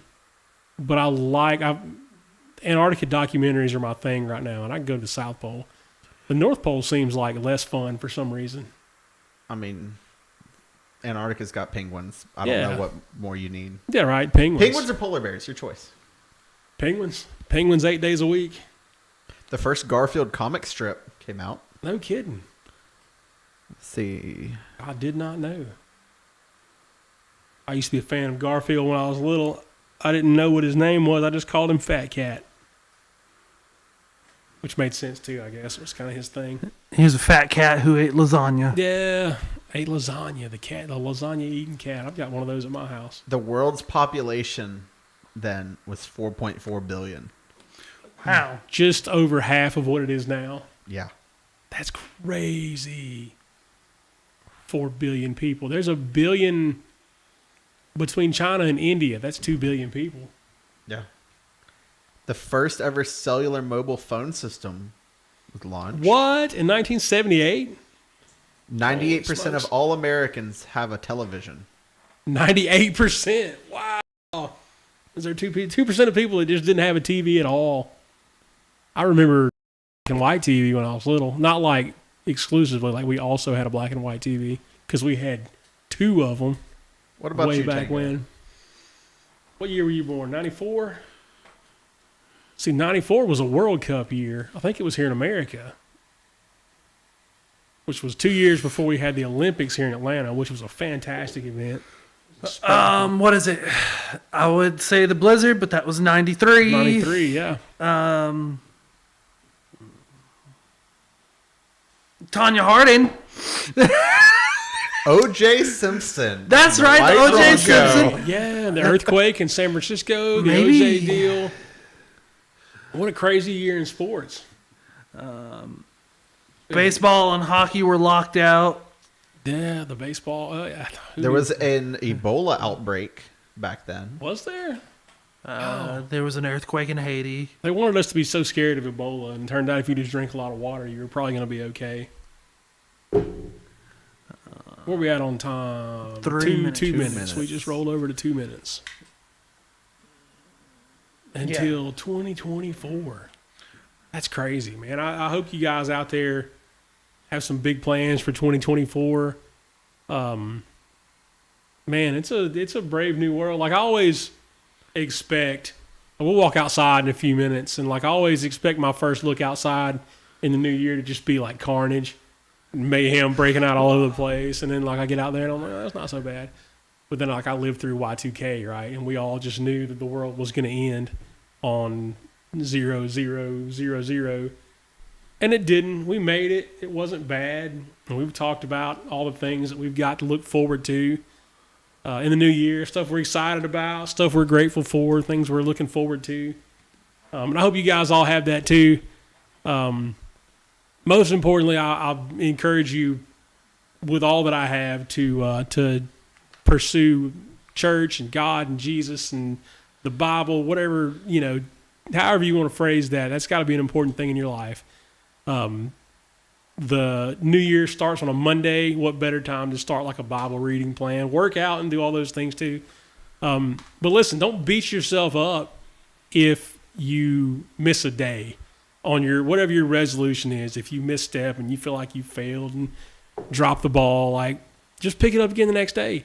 And they say the best way to stay on a diet is to cheat every now and then. So, don't be so hard on yourself. People lose these resolutions because they feel like they miss it one day and then like, I failed. But, it's don't beat yourself up. Do the best you can. That's all any of us are doing anyway.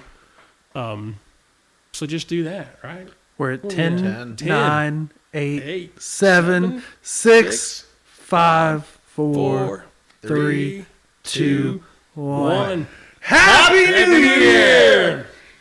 Happy New Year, fellas. Y'all feel different? Some of those little popper things. Also, we didn't rehearse the whole throw in our hands thing of all three of us simultaneously. Man, I was going to hit this. That's something I would have done.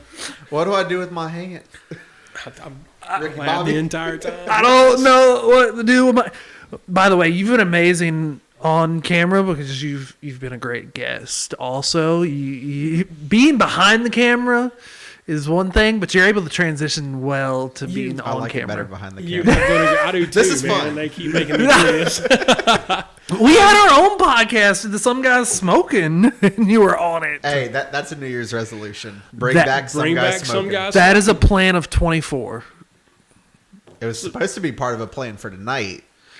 It was, but member 3 is MIA. He's sick So too. let's bring it back then with the cooking show. Let's tie all that together. Woo! We'll make it happen. What y'all want to see us cook? I don't know. What did we talk? We talked about barbecue, right? Just because that would be the easiest thing to. We were talking in general. burgers. Burgers? Yeah. Yeah. Everybody Start makes off with a burger comp. That'd be good. Yeah. We got some cool hosts. We got a cool host. We got some judges We got coming. a cool host. What is You, me. yeah. We can host this thing. We got Yeah. this. We'll get you an apron and all. one of those hats? You're gonna beat the Guy Fieri. I don't want to be Guy Fieri. We're gonna get you some frost. We're gonna take you to Adam. We're gonna have him frost your tips. Man. That's terrible. I'm not doing that. I'm out. Find somebody else to host this show. Oh man. Start wearing affliction shirts. Affliction shirts. Stop it. You're Ed Hardy. Oh man. No, that's gonna be fun though. We can do that. Bring some guy smoking back. That was a fan. I've only seen one episode. Was there more than one? I think there's 2 or Did we 3. get a second one? There's more on YouTube than there are anywhere else. It was fantastic. It really Yeah. is. Check out some guys There are smoking. 2 of them for sure that I know It was of. great production. You guys did a great job on that. But Tango's right. Preston, you've been a great guest tonight. This wasn't your thing at all to be on this side of the camera, and I don't think you 100% knew what you were signing up for tonight. I never At know what all. I'm signing up for when I'm with Hayden. Yeah, but you're a gamer, man. You came through, so I'll double your pay. Yeah. We'll go that way. So what is the biggest thing you're looking forward to of 24 now that we're here? Now that we're in 24, has it changed in the last 12 minutes? Well, Well, now apparently getting a bacon waffle waho. yeah, that's a new. I'm That's super- on the mission. Super stoked about that. The question though is, can I stay up late enough to go to the Waffle House tonight? This is uncharacteristic for me. I don't know. I'm up until about now most nights. But yeah, I don't know. What am I looking forward to? What are the goals of 24? The goals, like my personal, like a Yeah. resolution type of deal. Not necessarily a resolution. Let's go goals. Okay, goals. Resolutions are, you Yeah, kind I of don't drop like- off. Yeah, I don't like resolutions. It's Goals done are by good. next week. Goals are good. I've done it before, but I want to do it. I want to read through the Bible again. I want to pray more. I want to spend more quality time with my family. I drop the ball there sometimes between all the different things I got going on. But more stuff like that. I need more time. I need to have like 20, if I could just get like 26 hours a day, you know what I mean? Get all this stuff done. But man, there's just a lot going on, a lot to look forward to. I don't know. I think you asked a good question a minute ago. Do you feel different now that it's 2024? I know. Or do you just feel 4 minutes older than you felt 4 minutes ago? Nothing feels different. Yeah. It's always like I don't want to say it's a letdown every single year, but it's like the Carnage thing I was talking about a minute ago. You always expect it to be something, and then it's just not, like the 30th birthday, just one day older than the day before. It's all about perspective. And we could be excited about it, I guess, but it's just another year. Just another year. Another year. Is this your leap year? Do we get Yes, It is. this will be a leap year. It is. So you got 366 days to read the Bible this year. There's some more hours. That's You true. did gain your hours. That's true. You get a whole extra day. Get a whole. So on February, what day of the week is February 29th? We dig that up. February 29th is, man, what a waste. It's on a Thursday. It's not like if it was a Saturday, I don't know, we could make something out of that, right? Why would you put it on a Thursday? Such a shame. Such a shame. That's all right. We can just use that Saturday as though it were the extra day and film like 8 episodes. Y'all can come down to Florida with me because my buddy's band's got a gig, and that's what we're doing.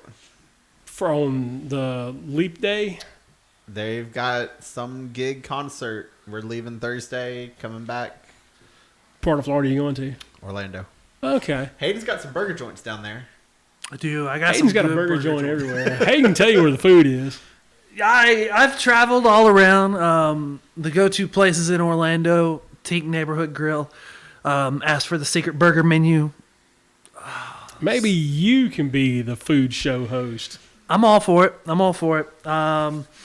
Man. I'm just hungry now. I know it's hungry time. We talked earlier about getting wings or pizza or something that never happened. But This is that John Briggs thing where he started talking about food and we're like, ooh, John Briggs food. killed me, dude. You listen to that episode? He just talked about food the whole time. I was starving.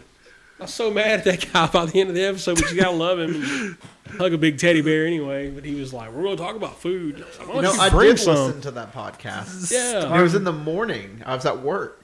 And I'm just sitting there. My stomach's growling. I know, man. I'm like, lunch can't get here soon enough. This man, Yeah. we're over there and I'm like, I'm really hungry. He's over in his chair, like squirming. Can we order some pizza? Like, starving. That's a goal, I think, for this year is to order. Joe Rogan did that not long ago. I think he had Elon Musk on. They ordered pizza and ate it during the episode. Their episodes are longer than ours, though. So I don't want to sit here for 3 hours just for the sake of a pizza. We can though. I mean, We can do another live. And just we're rolling into we 2 hours can live. do whatever we want. We worked out some bugs tonight, though. Right? Yes, like we we did. figured a lot of things out about being live. We tried this once before, and it was horrible. This one's been much more successful. It has been after we initially got launched. the key is to have a neon light on the table. That's it. You got to have the little. It's my cactus. Yeah, I love it. more props. Somebody said we should get a studio with a bunch of bobbleheads and things. I'm with it. I'd love to have a. Can we dedicated get some studio Funko space. Pops made of ourselves? Is that a thing? I'm pretty sure it is. I'm interested. I'm down. I am interested. We can sell them suckers on the interwebs. I mean, we Funko Pops Yep. it ourselves. Woo! Funko Pop yourself. Customized Funko Pops. Do you send them a picture and they just make you a? That's crazy. So we're gonna be Funko Pops apparently now. I'm in. I didn't know what a Funko Pop was until it's one of the things I learned on the Georgia Peach Ride. We went to Mountain Man Comics in Blue Ridge. You been to this place? Oh yes. Mountain Man's fantastic. But they have like this entire, I don't know, it's 1,000 square feet. The whole room is just full of them. Like every Funko Pop you could possibly imagine, he's got them up there. So yeah, that's the first place I'd heard of them before, but I didn't know, I'd only heard the word, I didn't know what it was.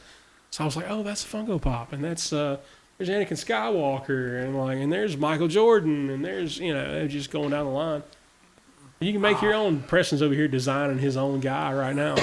No, I'm making a Danny Burnham right now. Yeah! Let's not how go! my hair looks at all. They do not have your hair.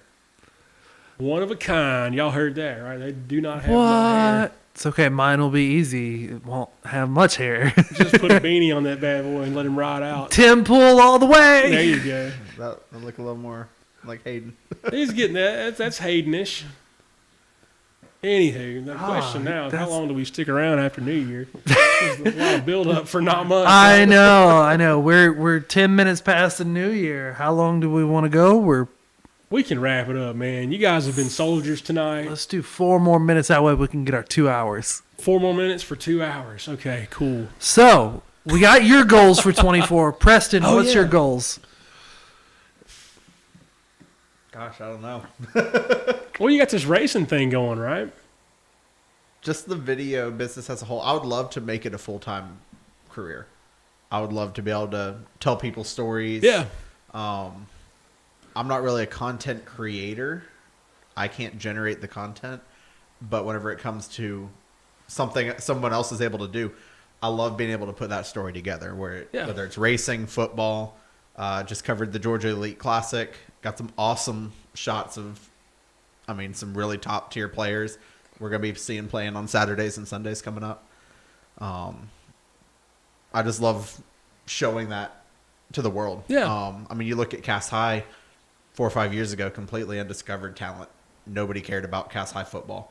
You get some kids in there, get a little bit of, I don't want to say media attention, but you get somebody out there that's showing what these kids can do. And they've been on TV 3 times this last season.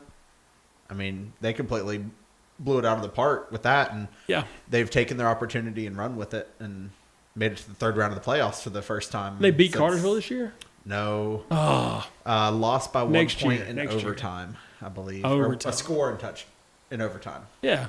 Well, you're talking about media attention. Well, that doesn't mean what it used to mean. No. Like, this is media. We're some dudes in a room, in an office in a 150-year-old building in Rome, Georgia, and we're doing not to the same level of what you would see, on your TV anywhere else. So yeah, man, all bets are off. You want to monetize this thing and make it your career? Like, let's get after it. However I can do that, Yeah. So if you're out there and you're looking for, photographers, videographers, what's the name of your deal? One Fish Productions. One Fish Productions. Tango, what's the name of your side thing? We got Coyote Media. Coyote Media. Well, you guys are kidding yourselves about 2 different things. Y'all got to get on the same team here. And we're on the same team. We do. We run in the same circle, and we'll normally partner up and do projects together. He comes and does more of the sports with me. I do more of the cinema stuff with him. Yeah. We just both have different tastes of what we do. I got you. This year, we get to be on track opposing each other. Oh, yeah. We're 2 different cars, right? 2 different people this year on track. I got you. So it's gonna be fun. We got to get to your goals. What are your goals for the year? Oh, my goals for 24. I really want to kind of do a bigger push for myself to kind of get out there. I want to get Destination Hometown off the ground. That's a goal. I want to be able to get rolling with this and get your dreams out there, get those stories out. I want to be able to meet some more people and go on those adventures and see the world kind of more. I've done a lot of adventuring, and I want to continue doing that and kind of showing those stories that can be told and finding those little nuggets of gold hidden in places. Yeah. Good stuff, man. We're talking a lot about goals and dreams, man, and we get one shot at this, right? Like one shot. And it's really rare that somebody gets to live their dream. There are no rules in 2024, right? You there haven't been rules for a while. There really haven't. But the longer we go and the more we learn, and we got the AI and technology and all this stuff going, and all bets are off now. We can do whatever we want. Yeah. You can make your photography, videography thing your livelihood if that's what you want to do. Just a matter of getting after it and getting connected with the right people. And, if you got a story to tell it. Oh, and a quote that always goes through my mind, it's a lyric from a Cody Johnson song. If you've got a dream, chase it, because a dream won't chase you back. Oh, that's spicy. And that's really kind of been the driving force behind One Fish Productions. It's like, this is a dream that I want to chase. I can't just sit on the side and let it maybe fall in my lap. you know? Yeah. It's not going to chase me back. Yeah. Right. That your dream's not going to chase you back, Tango. No. Gotta get after it. You got to Man, tackle this- that thing. Yeah.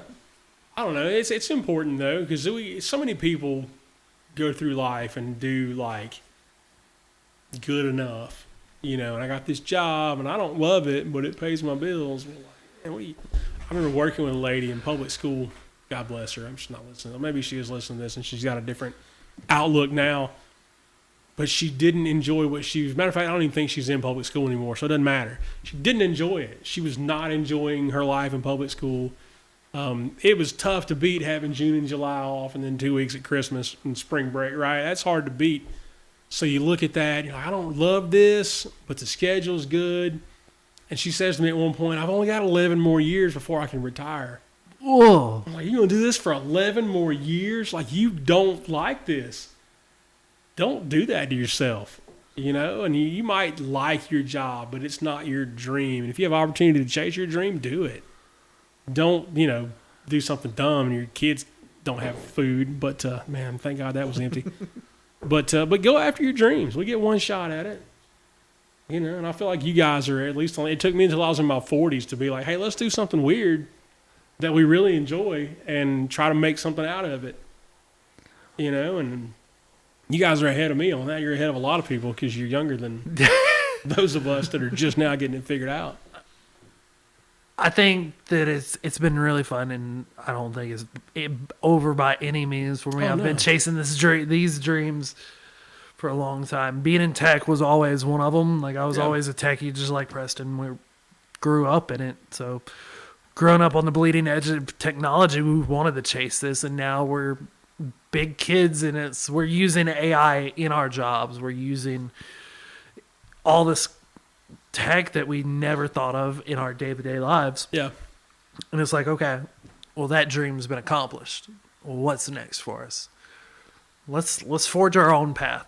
Yeah. Because 24, we've went far away from the realm of you're tied down to a 9 to 5. Yeah. You're no longer, that's not a requirement anymore to live. Like our life, we can live this by the seat of our pants and chaos. For sure. And If you make live it like ours. no one else, you can live like no one else. The Dave Ramsey thing, right? Is that yeah. Dave Ramsey came to me through Michael Long. Yeah. Is that the Baptist Dr. Phil? It's the money guy. Oh, okay. I'll have to let him know that The Baptist Dr. Phil. you called him that. Wow. Michael's the guy that's discipled me over the past 2 years. And, yeah, that's a huge bit of advice that he gave me. Yeah. No, that's good stuff. I mean, that's true, though. You can make your own way, man. And as I always I've said it like 4 times tonight, there are no rules. Do whatever you want. There ain't no rules. There's one rule. There's one rule. There aren't, though, man. Somebody was asking on Facebook last night. They were like, hey, should I buy a GoPro for some of this stuff I'm trying to do? And I was like, absolutely. Like, if that's it's in your budget and it's going to work, help you get this thing off, whatever you're trying to do. He's like, yeah, that's cool, but I don't know if people will watch it. I'm like, Well, just do it. The people watch the Kardashians. we were talking about this a couple weeks ago. So many of the big successful YouTube channels today, specifically in the outdoor world, are GoPro YouTubers. Yeah. It's not people that have cinema cameras like Hayden, Right. Have people following them. They've got a chesty on, and maybe, especially on the kayaks and stuff, they have one coming up out the back. Yeah. And they're getting hundreds of thousands of views every day. Yeah. And it's like, whoa, where is this coming from? Well, a guy like Matthew Posa or Joe Robinette, I think go camping. Yeah. And they film it, and hundreds of thousands of people watch, 1 million people watch it. But he's got a DSLR and a GoPro, and him and his dogs go out in the wood. Well, that's fantastic. So there's no limits. We talk about no rules, like there are no rules, there are no limits. This stuff is not. It's like readily available now. It's super. You can buy used stuff on Facebook Marketplace, And people will watch anything. It's not, do you think people will watch it? right? And don't get discouraged by just having a couple views in the beginning. Yeah, We're no longer bonded to like mainstream ideas. Like there's a whole wide world of people who we have yet to connect with. Yeah. So we can. Every hobby is imaginable now. Yeah. Everything. Yeah, you can do it all, man. You can do it all. So it's a great time to be alive. It is a right? great time. 24 is going to be an amazing year. It is, man. I've heard a bunch of people trying to rain on my parade lately about how awful 24 is going to be. Man. And some terrible things might happen. I don't know if it's going to be worse than 2020. What do y'all have on your bingo cards for 2024? Oh, man. Like worldwide? Like, what are we talking about? Anything. I don't know. Man, I'm trying to be positive here, and you're rolling out bingo cards. I know. He's over Okay, here. positive bingo cards. Okay, What positive do you- bingo cards. What are some positive things that you hope to happen? And We hope to be able to move into, I hope for Burnham Project to be able to move into a dedicated studio space amen. where we don't have to like roll out all this gear and then pack it back up again. Where we can create better content. Tango can set up his lab and do the things that he does, and you can come in and do the stuff that you do, and we can make dreams happen for people, like get people's story out. What that means, I don't know. That's one space, and then I got the free space, so now I need like 2 more, right? I don't know what you guys got. I don't have a good bingo card. I don't either, man. I hadn't thought about it in those terms. You're looking at like 20 things. What do you think? I don't know. Right, you put yourself on the spot. Yeah. I did. No, man, we just want to take this thing to the next level and get the dreams taken care of. We got one shot. Let's make it happen. I'd love to see Cass go and win a state championship in 2024. Cass's state championship. Man. I don't know. We'll have to see. They had some dudes this year. Some dogs. They had some guys. They got some Liberty some and dubs. Georgia are getting some good guys. Yeah. Devin, Sokovie. You guys get to see them all. You and my brother, y'all know all the high school football players. But football, racing, fishing, barbecue, we'll cover it all. We'll get into it this year. We've got our 2 hours in. Yeah. I think that's a good wrap up point now. Good spot to jump off. We're right. I think we're good, man. The best part of this whole 2 hours has been the last 20 minutes. I know. And it's like, how do we end this now? Who's still watching? We got people We watching. still got people watching. We're at like a record high now. Yeah, it's awesome. But I think that's a great place to jump off. Thank you guys for being here tonight. Thanks for having me on. Thank you all for watching. Hope you all have a safe and prosperous. Should I say prosperous? That's a boomer term you can use for 24. New year. Have a great new year. Be on the lookout for awesome stuff from Burnham Project, starting with a new episode of the podcast tomorrow. Next Tuesday. Yeah. next Sunday, actually. Next Sunday, be on the lookout for an episode of Burnham Podcast. Bunch of stuff to follow. That's it. We got it. God bless you guys. We love you. See you next time. Wait. We're still live. We're still here.